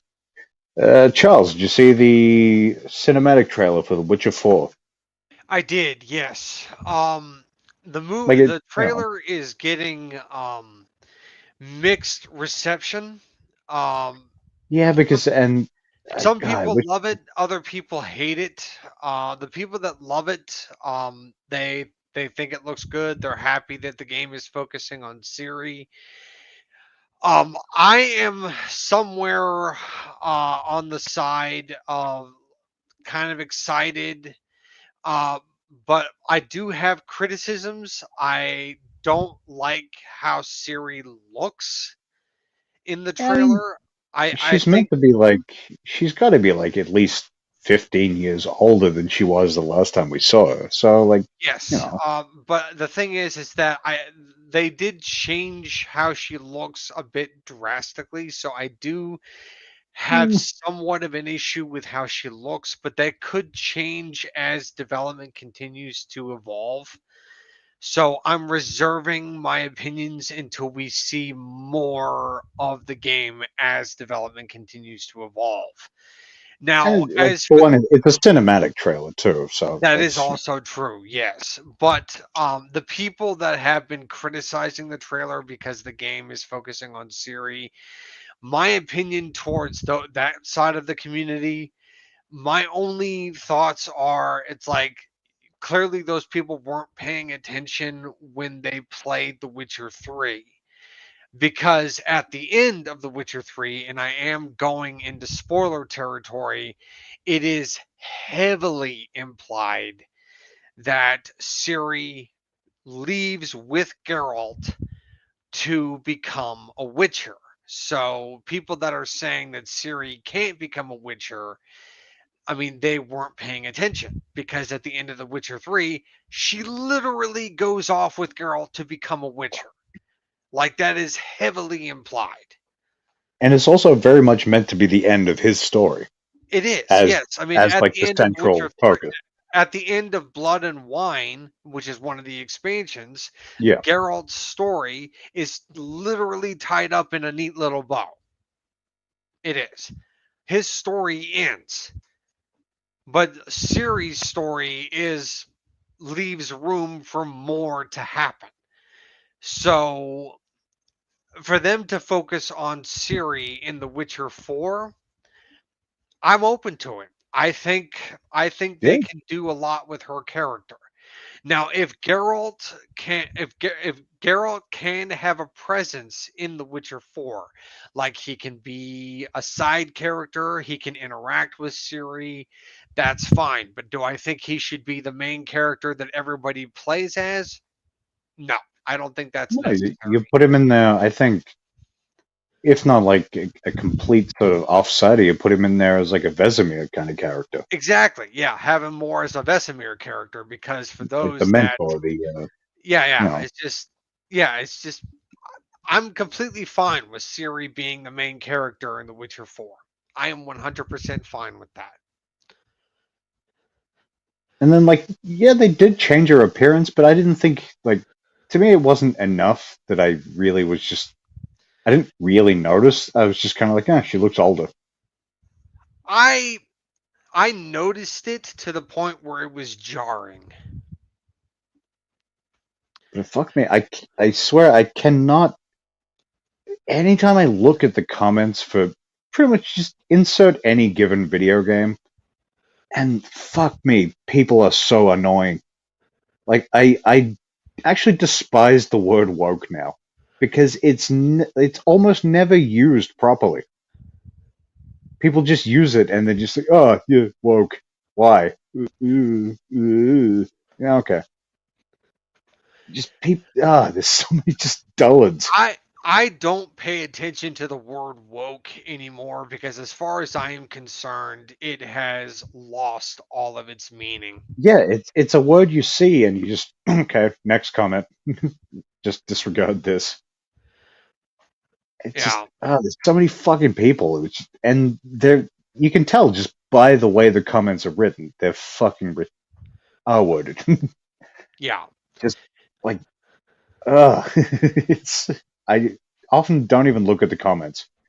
Basically, like sometimes if I see like, okay, a game's been announced, there's a woman in the game, I just don't even look at it because I know it's just going to be full of the dumbest people being like, "Hey."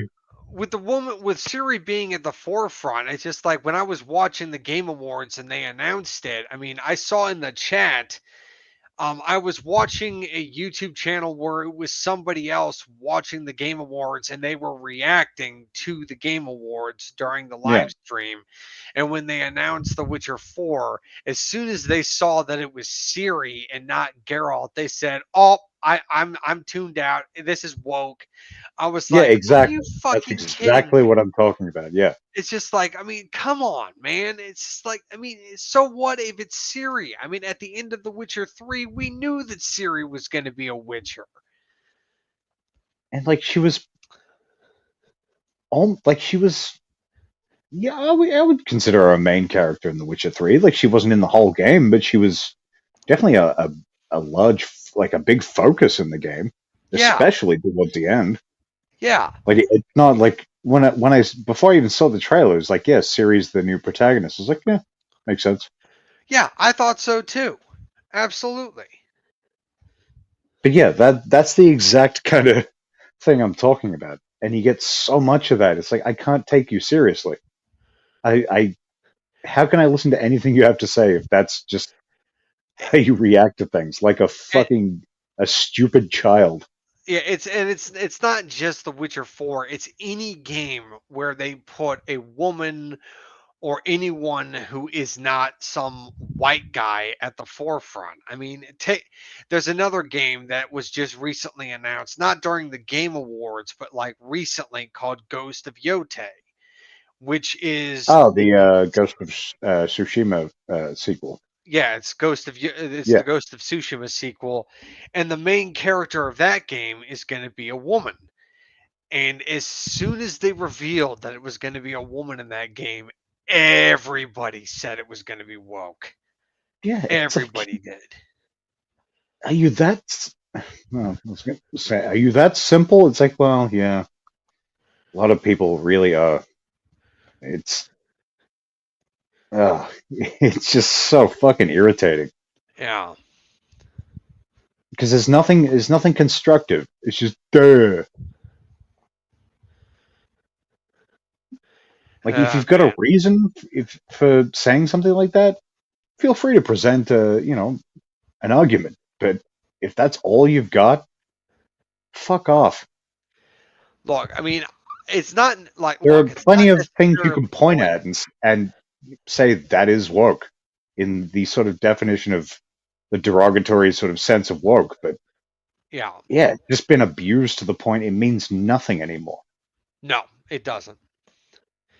It's not necessarily woke if the character is going to be a woman or if it's going to be black or Asian or any other ethnic group. I mean, yeah, No, to me, woke is when someone is basically taking an agenda with their fist and shoving that fist down your throat or up somewhere, yeah, beating you with that agenda like it's a hammer. That's yeah. to me my definition of it. But fucking I didn't get that. I did not get any of that from the Witcher 4 trailer. no. I didn't. What I got from the Witcher 4 trailer was just Witcher. That's what I got. That's all I got was just simple Witcher storylines. The only difference is that instead of it being Geralt this time around, it was Ciri. Which is like, yeah, again, it's like, yeah, makes sense to me. Yeah. Let's see what else. Did you see the announcement for the new Naughty Dog game? Oh God. Look, Which is in the same realm of what we're talking about, but I don't like anything that comes from Naughty Dog. I have not been a fan of Naughty Dog since ever. Really, not even Uncharted. No, I tried to get into Uncharted. Crash Bandicoot, goddamn. I hated Crash Bandicoot. You just suck at games.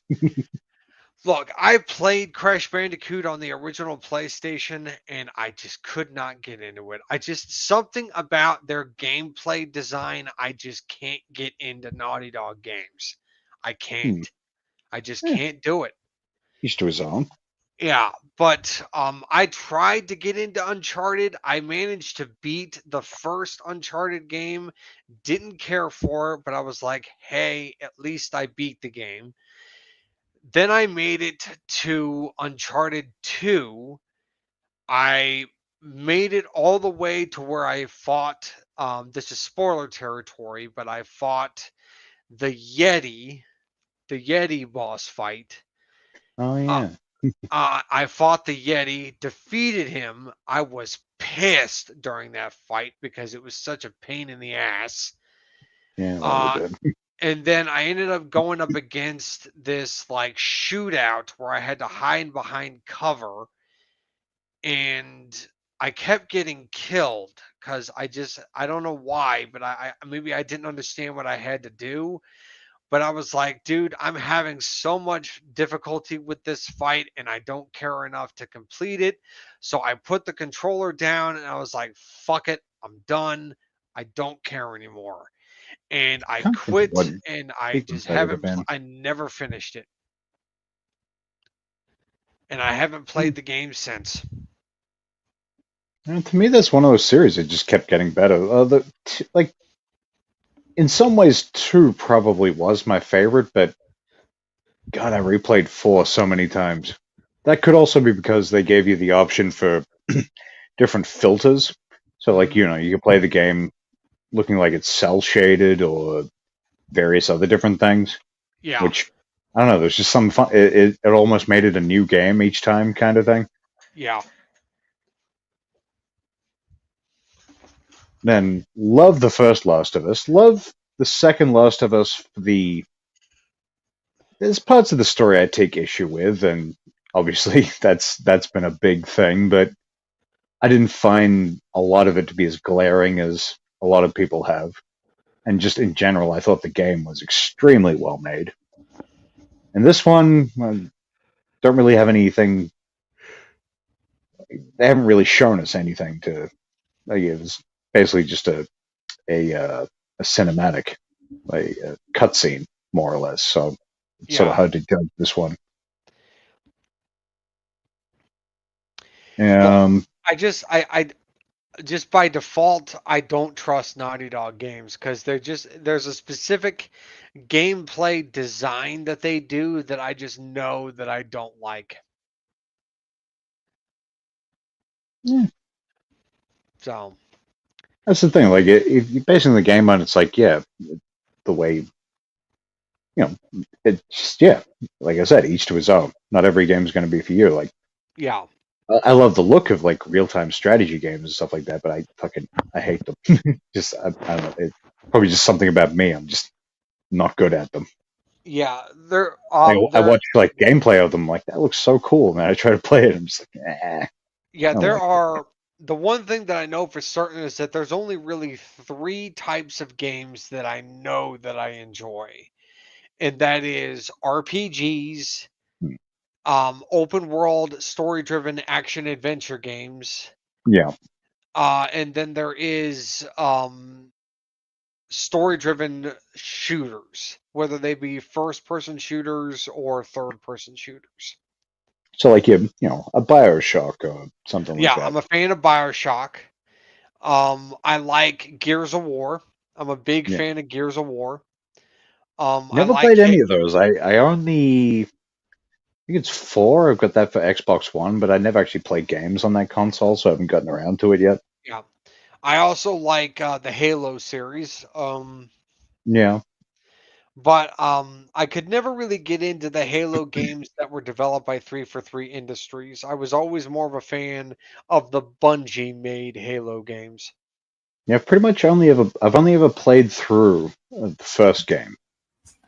Little Hey bits guys, of hey guys, sorry to interrupt this. Sorry about the elongated absence. It's got a little bit of an issue that I'm trying to resolve right now. I'll be back as soon as I can.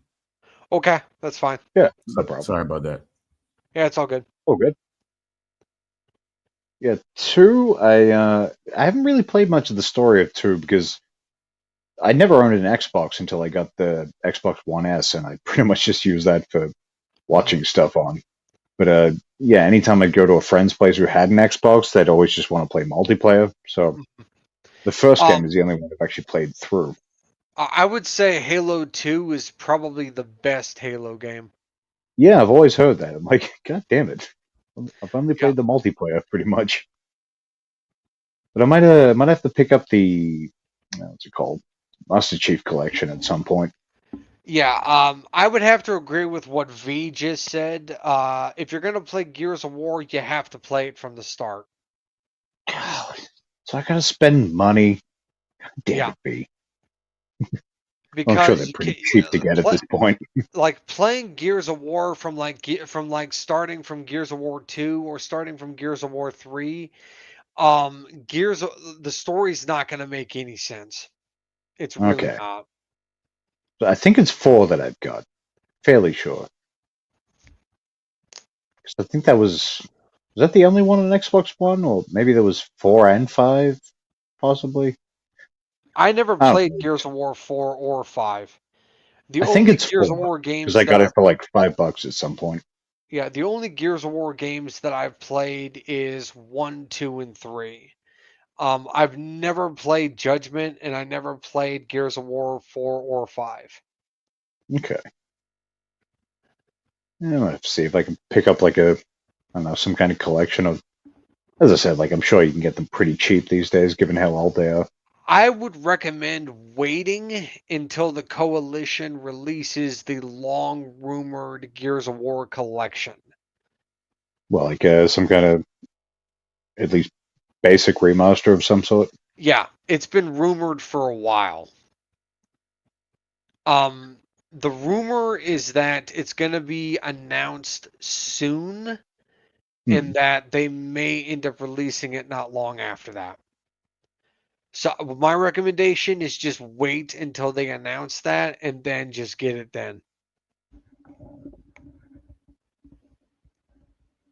Yeah, lately, I've just been I've been playing mostly Mario games. Really, actually, I played through a good majority of Metroid Prime Remastered, which I've never played the original or any of the others before. And that was some good shit. But I got up to a boss at a certain point and was like, nah, fuck this. So I went to went back to Super Mario Odyssey, and then I've been playing Luigi's Mansion 3.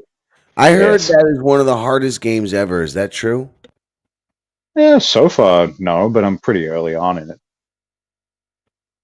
I looked at it after you said you were playing it, and it looked a little silly. I was like, "How's that so? What's so hard looking about that? It looks just like basic." Yeah, it's like, I mean, you don't, like, you could probably only take like 4 hits and then you'll die, but so far I haven't really had any trouble, but I could definitely see it increasing in difficulty as you go along.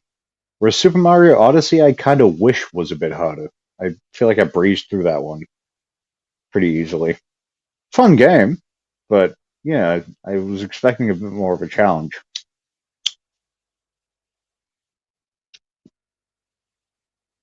Then I played a bit of Super Mario Wonder, which is like a 3D, so like like your classic Mario games, but 3D, like your side-scrolling, just with updated graphics, and that was fun from what I played. Huh.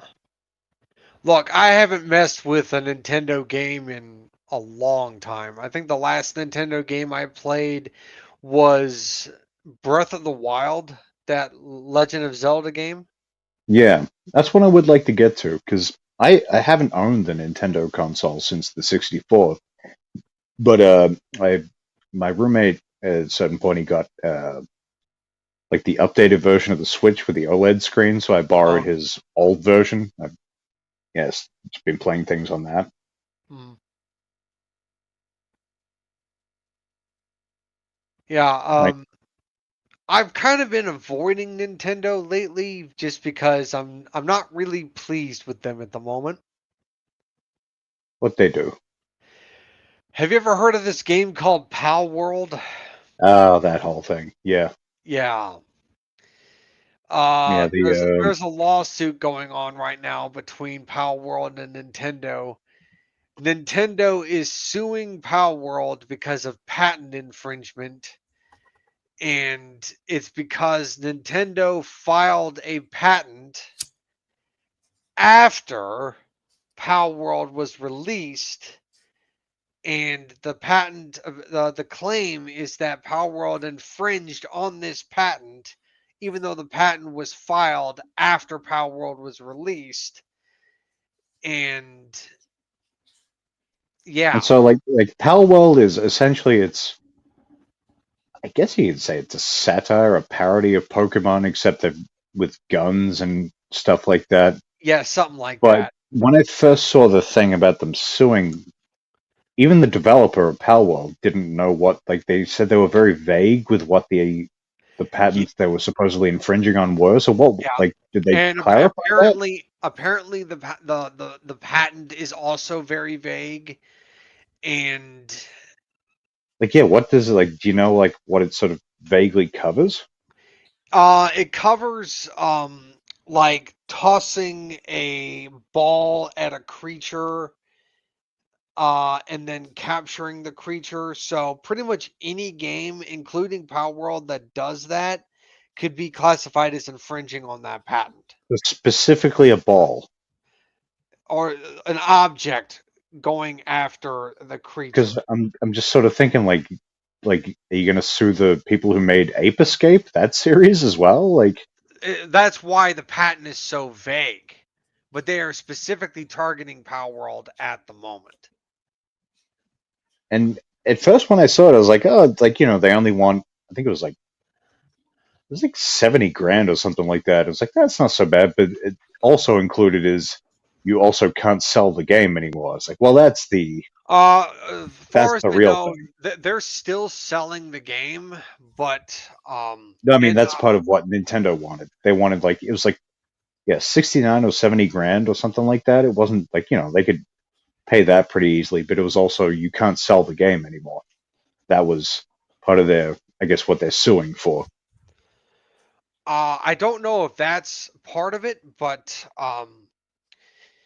they are able to continue selling the game, and they are also about to release a new expansion for Power World, which they announced during the Game Awards.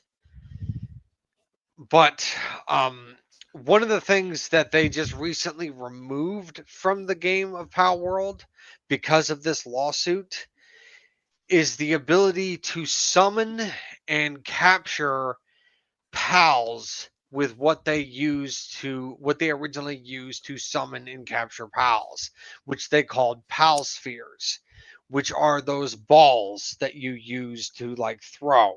They removed them from the game. See, I don't know too much about the game beyond sort of basics, so I guess if they change certain mechanics, that would get them out of like infringing on the patent, I guess.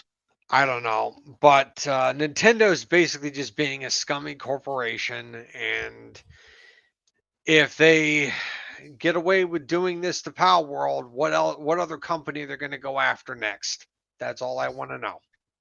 Yeah, I mean, that's pretty much the main thing you hear about Nintendo is it's either new game or they're suing somebody to take something down. Yep, pretty much. Also read once that apparently they could not sell anything for like 50 years and still be fine. Like they've made that much money, I guess, on games, merchandise, and stuff over the years. Like they're golden. They don't need to be doing this shit. Yeah. But they do. Oh yeah. Bunch of scummy assholes. Speaking of scummy assholes, what an election, huh? Oh, you. We wiped the world clean of the scummy asshole. Hey, I'm just joking. I have no dog in this fight.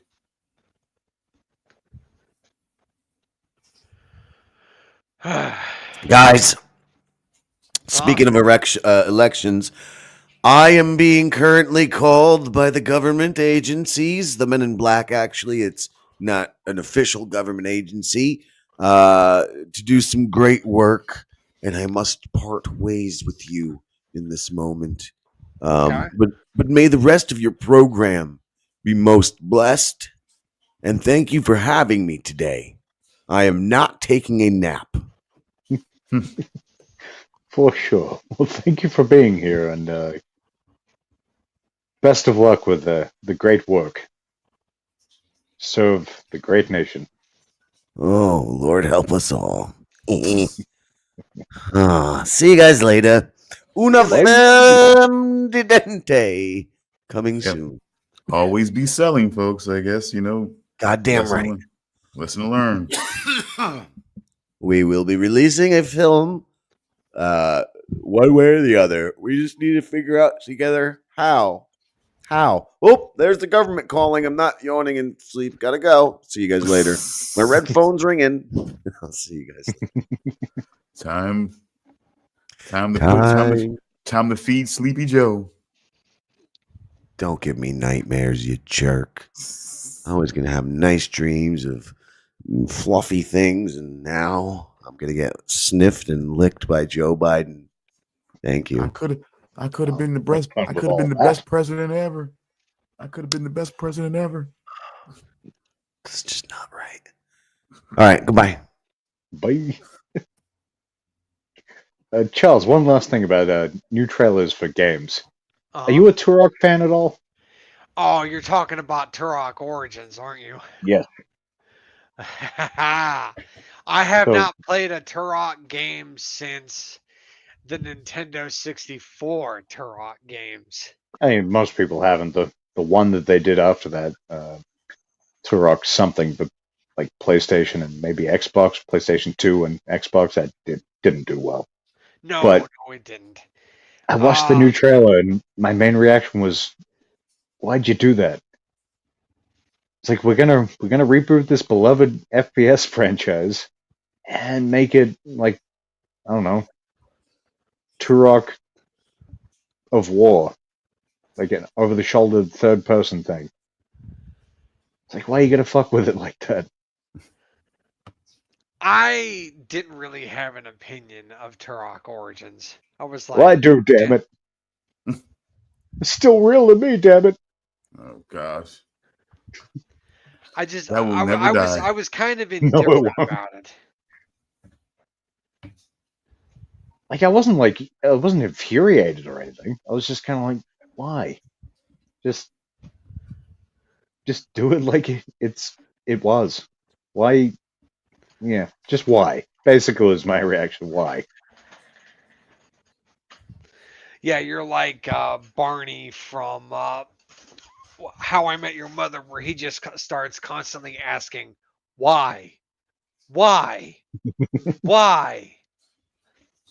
It's like, God, like a game with modern graphics with like, nice first person shooter just going up against dinosaurs and shit. It could have been so great, but it's like, no, we gotta do the over the shoulder third person thing because I don't know. It worked so well for Perfect Dark. We thought we should do the same. No, no, no. Yeah. Anyways, Okay, what else you guys got? Well, let me see. Well,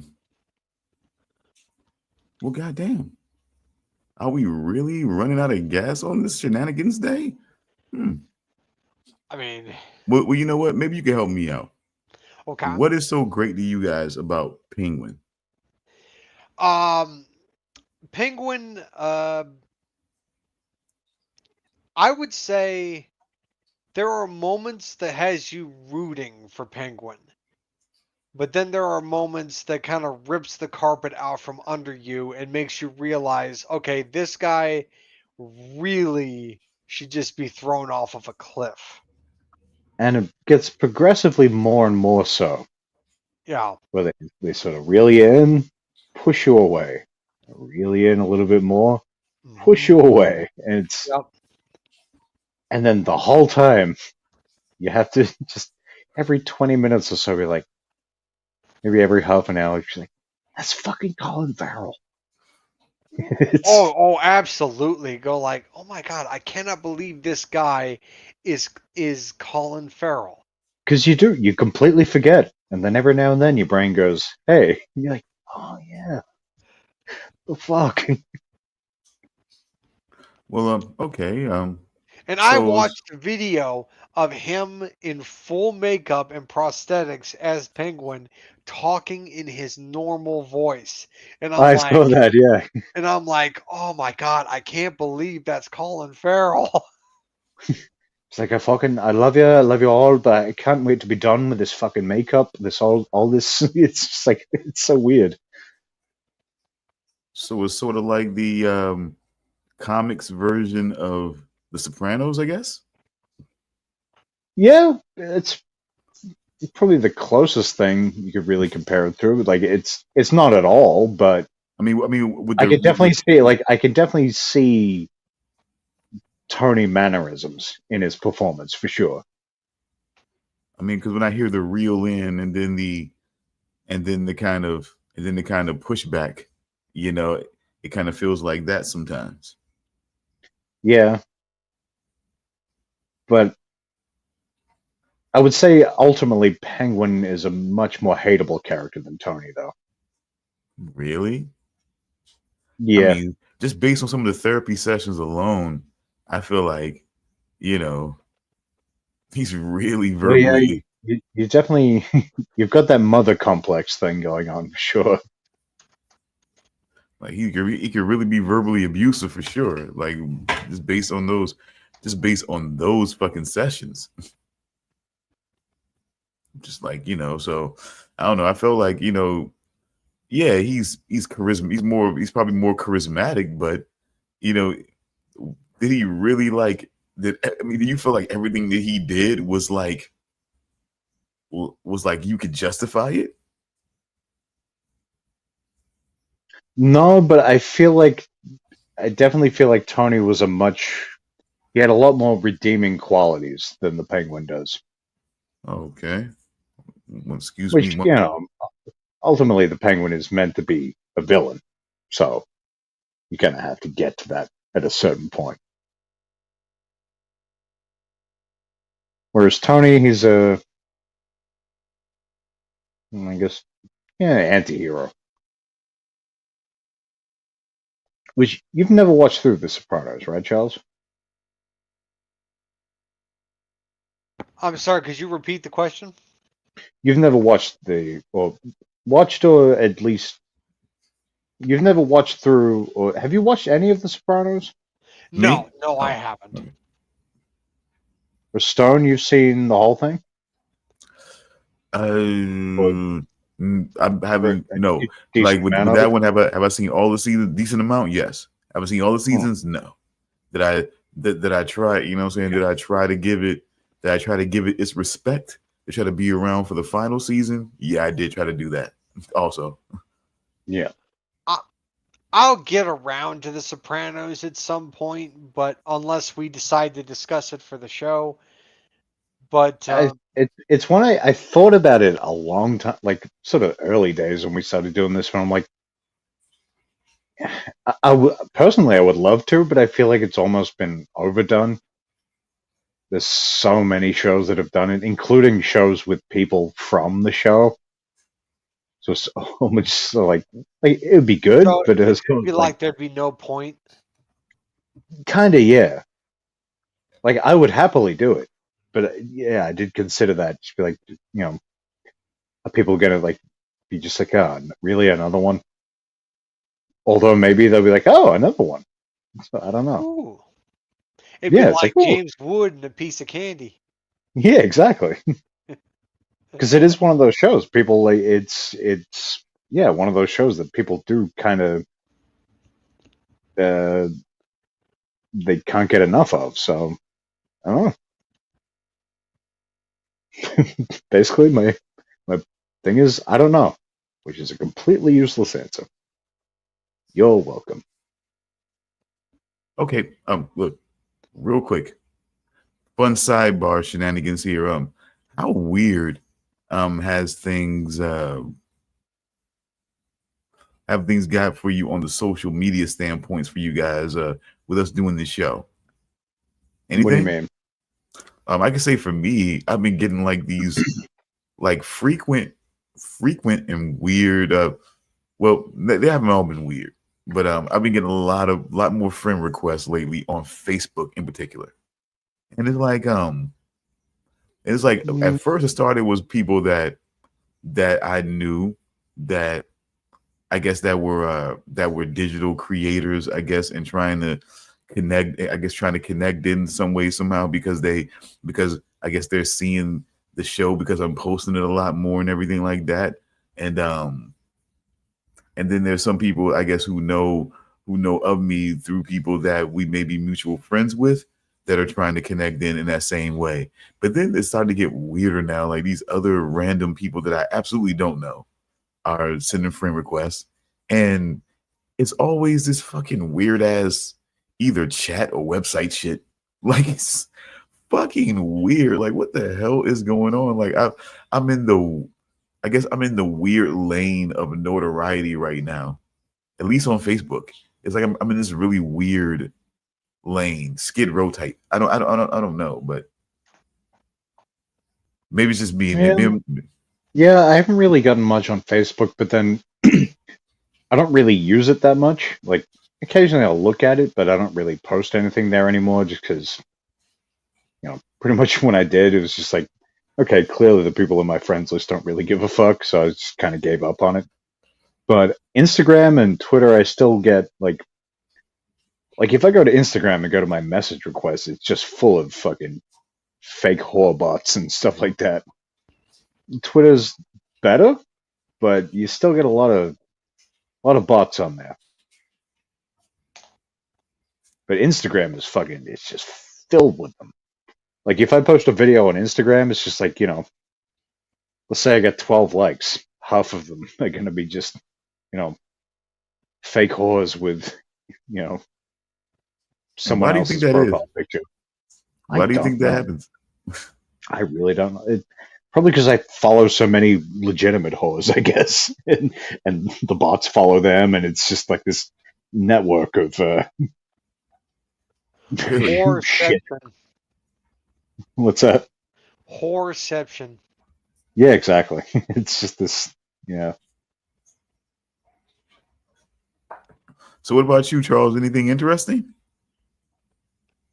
I don't use social media. Wow, completely Amish, huh? Amish. What, you think I ride a buggy to and from the fucking restaurant? I think you probably got the cat on a treadmill to run the electricity so you can, do the show. Oh my god. Yes, I put fennel on the treadmill to power the entire house. No, It's about time that don't motherfucker do that. contributed. That's animal cruelty. Oh my god. Animal cruelty, or is it being smart? No. Oh. I have a car. Yeah, but it's like, do you pay for electricity or have the cat do it, who's otherwise just hanging around and pushing your monitor and being annoying? It's like, hey, do something. Well, Is he's that not old currently Kentucky pushing my living? monitor right now. What was that, Stone? I say it's that old Kentucky living, man. Look, I haven't used social media since like 2017. What stopped you? The weirdos? No, I noticed that whenever I use Facebook, it always brought out the worst in me. Yeah, I mean, I always find Instagram to be a pretty good place. No. Whenever I use Facebook, Twitter and it always brought Facebook out.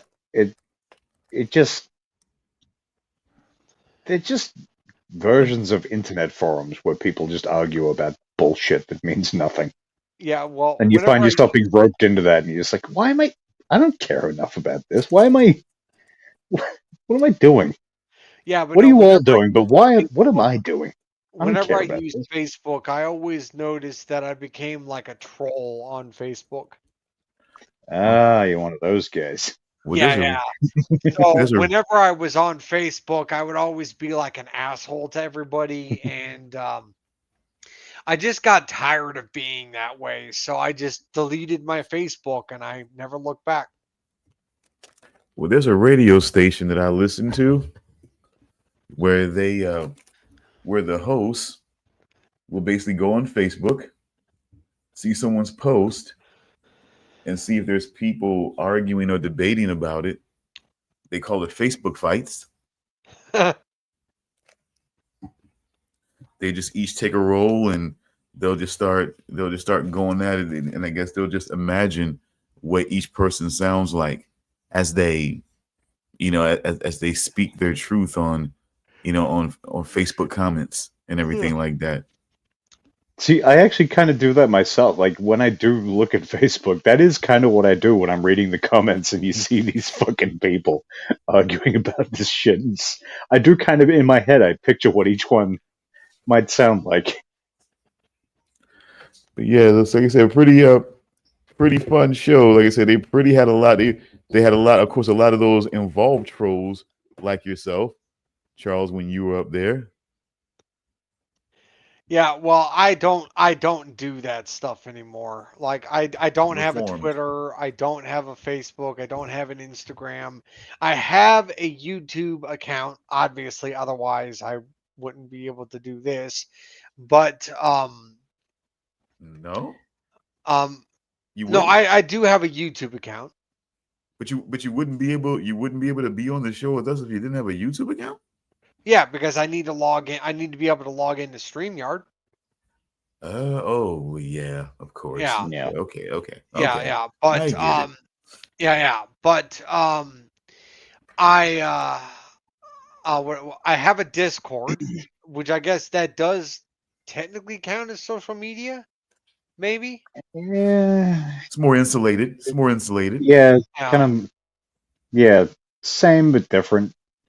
It's more, like I said, it's more like they're trying to be what Google Plus was like perfect at.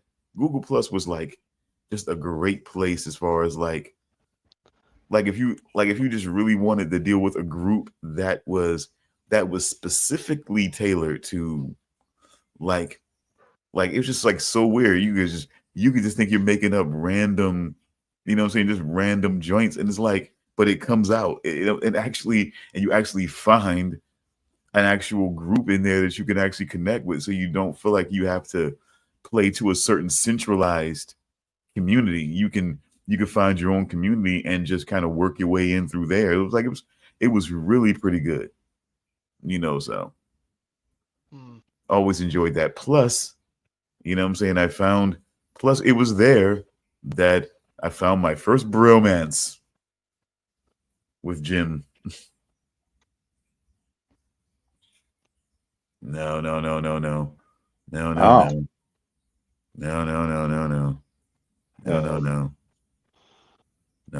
It was more toxic drinking stories. It was the alcohol that always binded us. That's how we first got started talking about him going out with his friends, balancing being a family man now and like having his friends and going out, you know what I'm saying, drinking and everything like that, and conversations on that I could relate to. And that's where it started from there, you know. So like the desire to raise a healthy family, and also the desire to just get fucked up and have a good time. You know, are you still that guy anymore? Should you still be that guy anymore? Can you be that guy anymore? Well, absolutely, he could. You know what I'm saying? But it was just like, it was more like the should you be that guy anymore? Is he able? Absolutely. Should he? You know, he was absolutely able to go out there and toss him back. But is that good balance when you got kids and you're trying to be a family guy? You know, if we were looking from Peter's perspective, I mean, then absolutely. You know what I'm saying? It's absolute balance in his life.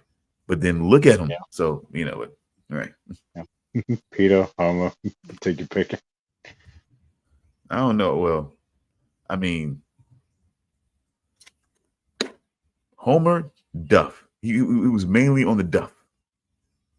You know what I'm saying? I mean, but Peter, I mean, goddamn, dude, was there ever really a one thing for him? Or was it all the things? An episode where he, well, at least a cutaway where he did meth. See, we've never various instances of destroying his home with Peter copters and various other things. I mean, now has Homer actually even smoked a joint? Yeah, because there was that one episode. I missed that. It was a whole episode about like I don't know why he was smoking, but yeah, there was a whole episode about weed at one point. It's like, oh, like you're going back probably 20 something years now, but I do recall that. Really? Wow, missed that one. Because here they were like when they played, because they used to play The Simpsons every night at 6:30, but they labeled that one as an adults only episode, and it was played at like 8 p.m. Adults only. Oh my god. Yeah. But then later on, they started claiming episodes as adults only that they used to play at like 6 or 6:30, whatever it was, and I was like, okay. Do you think did Adult Swim shift the adult cartoons industry? I would say The Simpsons got the ball rolling. South Park took the ball and fucking just kicked it into the sky. Because you then felt like Adult Swim came and brought like that. I guess Adult Swim sort of took it and then injected a healthy dose of psychedelia and so on. Because it's like... And weed. Mostly weed. I don't think I ever enjoyed Adult Swim as much as when I used to smoke a lot of weed. Just fucking get real stoned, watch like 3 seasons of C-Lab or something. That's the thing. You watch something like 3 Busy Debras, and you don't really have to... you don't. I mean, you almost feel like you've already done it. That too. I do notice that, like, yeah, there's certain stuff I've revisited in recent, like, since I stopped smoking, and it both makes me wish I was high, but also gives me the feeling that I'm high a little bit as well. I mean, now if there's anything that really does, it's the Mike Tyson, mysteries. That's for love sure. that show so much. But that is like that is like, I don't know, man. I don't know if I could, like, of course I've done it. Of course I've watched the show while, after I smoked, while I was smoking. And it was just like, yeah, I probably shouldn't be doing this too much when I'm watching this, because it's just like, it's already fucking with me right now as it is. And I'm just like, this is not going to help me. You know what I'm saying? Sitting here watching this right now and just, oh my God. Like, to see him and to see, oh my God, Norm Macdonald. Like, yeah, Scooby-Doo, but with Mike Tyson, and instead of Scooby-Doo, it's Norm Macdonald as an alcoholic pigeon, and most of the time they never actually get to the mystery. It's so good. Oh, they get to it. Oh, they get to it sometimes. And sometimes, like, I don't know how many episodes there were. Let's say 60, maybe 5 episodes. They actually get around to solving the mystery. I'm not even talking about that. They might get to it, and then some random shit will happen, and they'll just divert them all the way away from it. Like, yeah, exactly. Now there are times where, like you said, they don't even, they talk about it, but it never gets there. But then it gets there, and the next thing you know, he's got the person living with them. You know what I'm saying? Or some shit. Like, oh my God. I was like, oh boy. I mean, like I said, that one, I gotta tell you, see, even thinking about it now, after smoking, it just boggles your mind when you think about it. Yeah. Like, how did they Just get to the place? that like, just describing the show, it's just like, no, supposedly you're just really high, right? This wasn't actually a show. I was like, no, it was. It was definitely a show. See, wow, you must have some. See, goddamn Australia, I got to come visit Australia, because now there's some great shit. Now I think I'm barriered from. I think I still was at the point of knowing it was a show, but just at the point of feeling like, okay. No, I mean, like, if you were to describe it to someone now who's never seen it, you just think, okay, you're really high. Like, this couldn't have been a show. Like, it's. And that's what I would tell my reply. Like, see, I'm not quite high. I wasn't quite that high to where I was making up shows, but it was like, I seen this show, but I was kind of unsure about what I was seeing in the show. Like, that's what I would tell that person. Like, you're initiating the guy that was his, like, manager into this group that really isn't a group supposedly, but you get some guy to go through a whole bunch of treatments. Was it DZ? I think his name was something like. Oh, are you at all familiar with the Mike Tyson mysteries, Charles? No, doesn't sound familiar. Oh my God, so good. But yeah, you hire somebody to go. Is this like a show where Mike Tyson solves, like, mysteries? Yeah, it's Scooby-Doo with Mike Tyson and friends. No, it's a show where Mike Tyson has a mystery group that are comprised of very interesting things. Okay, there's his adopted daughter who's Asian, named Korean, I think, named Young Hee. And see, and that's the whole thing that kind of plays into this whole thing about her being, like, supposedly ambiguous and all this type of stuff like this, and people don't think that she's a girl and all this type of stuff. This whole running joke with that. Then you have Pigeon, just named Pigeon, that's voiced by Norm Macdonald. Okay, and then you have Marcus of Queensberry. He's a ghost. He's gay, and those who are great historians of boxing know that Marcus of Queensberry is the pioneer of what we know as modern boxing today. Played by Jim Rash, who was the Dane from Community. This is a recent thing. Yeah. Pretty recent, yeah. And it got 4 seasons?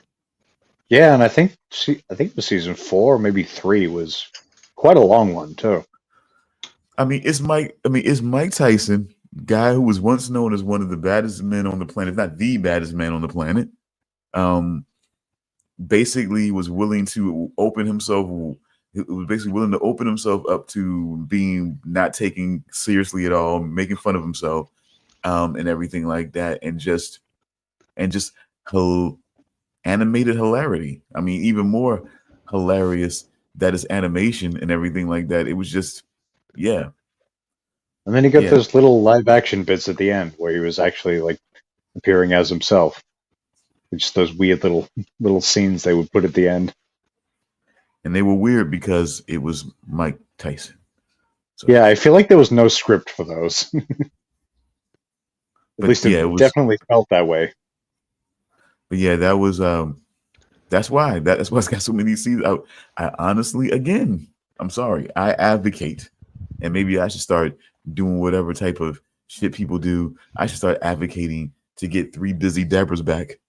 Still love that fucking weird ass show. That was just a show that just really fucking. I'm sorry, it just pushed the fucking boundaries of fucking like. Look, when it comes to Adult Swim shows, I'm a big fan of Robot Chicken, and I'm a big fan of the Tim and Eric show. I feel like you would love Venture Brothers. I think he's a Squidbilly man. Squidbilly? Squidbilly's great, but okay. Venture Brothers, though, I can't recommend that show enough.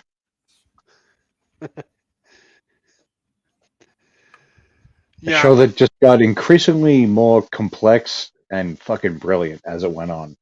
And actually finally got an ending last year? Maybe the year before.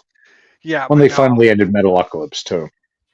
The Tim and Eric show has my favorite skit that has been turned into my all-time favorite meme, which is the free real estate commercial.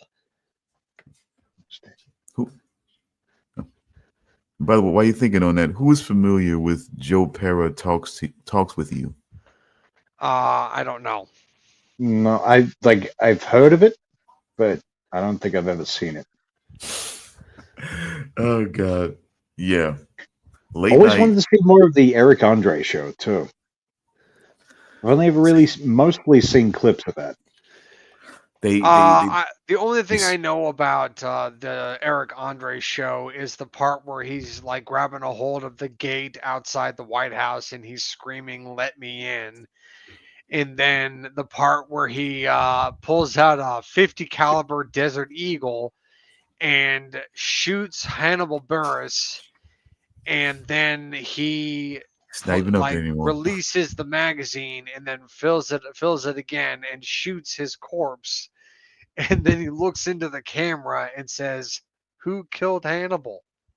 Okay, yeah, I have seen that one. Yeah.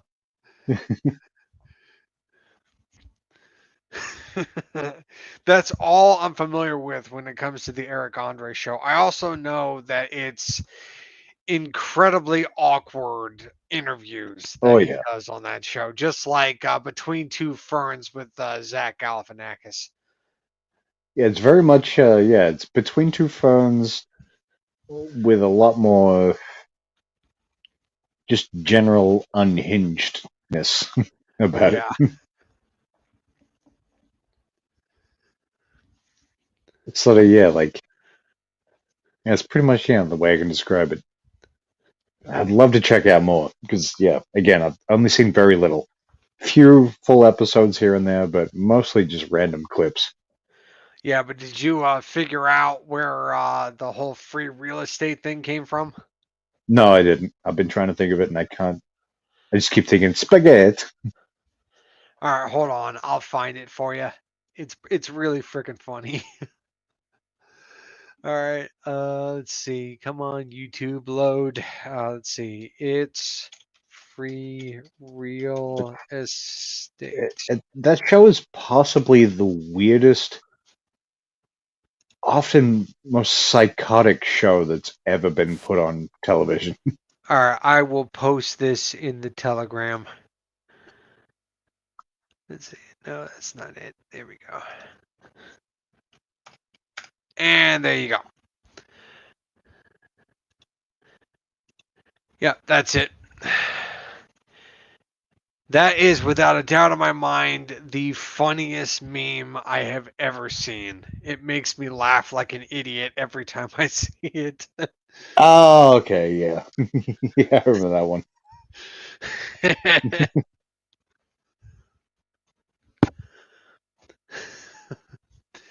Yeah, I like the. It's funny that they make the advertisement only available for Jim Booney. And then there was, I think we've talked about this before, the doo-doo-doo-doo guy. Oh, Like, what do you do? Doo-doo-doo-doo. It's, I think it was like Tim and Eric's like old landlord or something. Which they had a few times. You could definitely tell a few times in the show. There were people who would like, this guy's not an actor or anything. They've just roped them in to do this fucking stupid shit.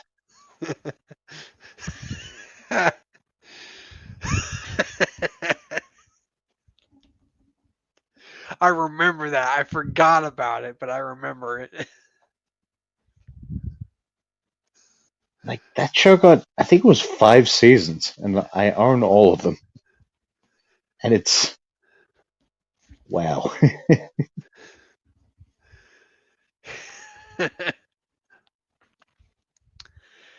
All right. I'm just gonna post, I'm gonna send you in the Telegram. Watch it now or later, but I'll watch it later. yeah, a sketch of the end of this sketch. It's only about a minute, but the end of it, when I used to get high and watch the show, the end of it really, it just deeply, deeply unsettled me. Oh God. You'll see. Like, there's no way you can't. You won't know what I'm talking about. But yeah, and there was also what else did they? Did you ever see? What was it Tom Goes to the Mayor? I think it was called, which was like a sort of animated show they did. It was kind of like, yeah, this weird kind of weirdly styled animated show they did. No, I never saw it.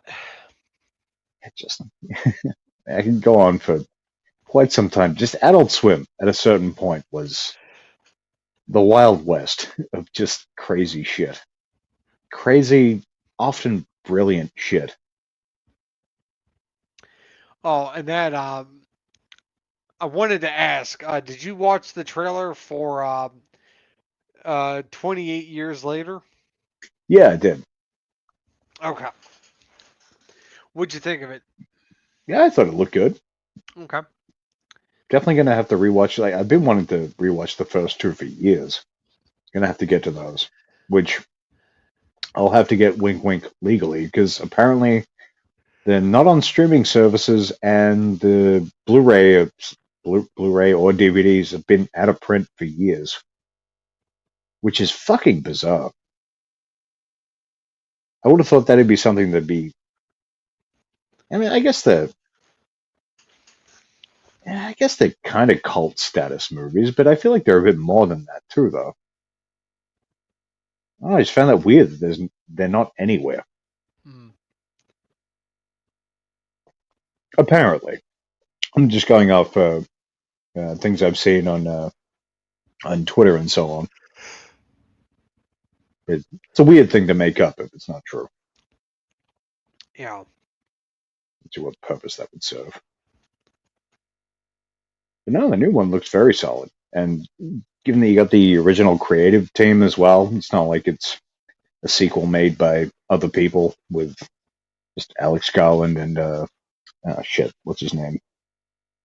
Damn it, the other guy, the director. Fuck. You don't have the original creative team as just producers or something. They're actually behind the wheel, so that's always a plus. Oh, so the original team of the first two movies are coming back to do this new one. Yeah. Okay.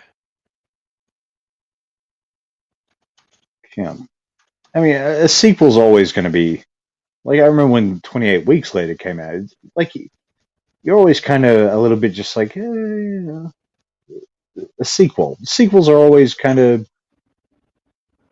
cool, but there's always a bit in the back of your mind that's like, this could be terrible because it's a sequel. It's just there's so many examples of that idea being in your head. Things can just go wrong, even if you got the right people behind it. But no, I got hope for it.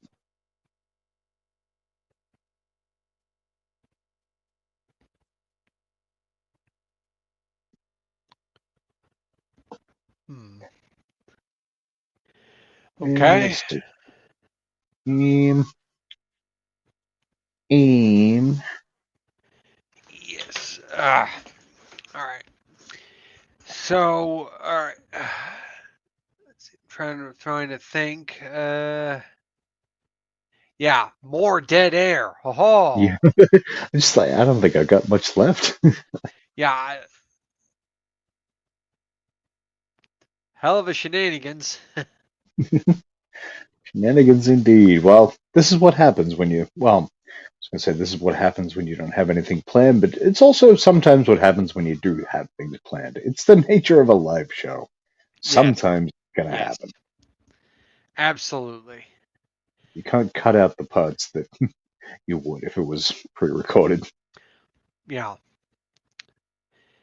Let's see. Let's see. Talking about game trailers, talking about Creature Commandos, talking about a couple of different movie trailers. Bunch of other things I'm blanking on right now.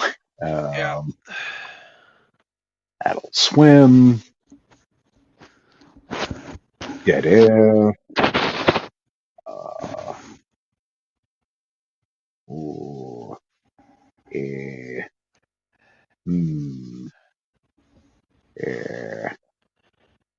Bunch of sound effects. Yep. Play the trailer for our movie that's coming soon.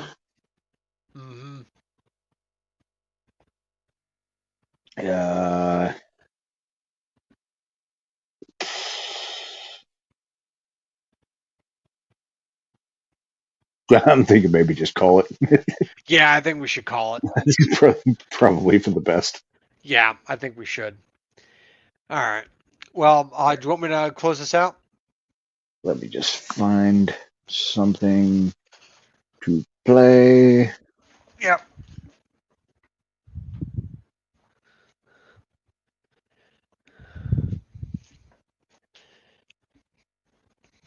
Okay, fuck it, I might just play that. All right, go for it. All right, well, everyone, thanks for stopping by for this week's rendition of TEE TV Shenanigans number 2.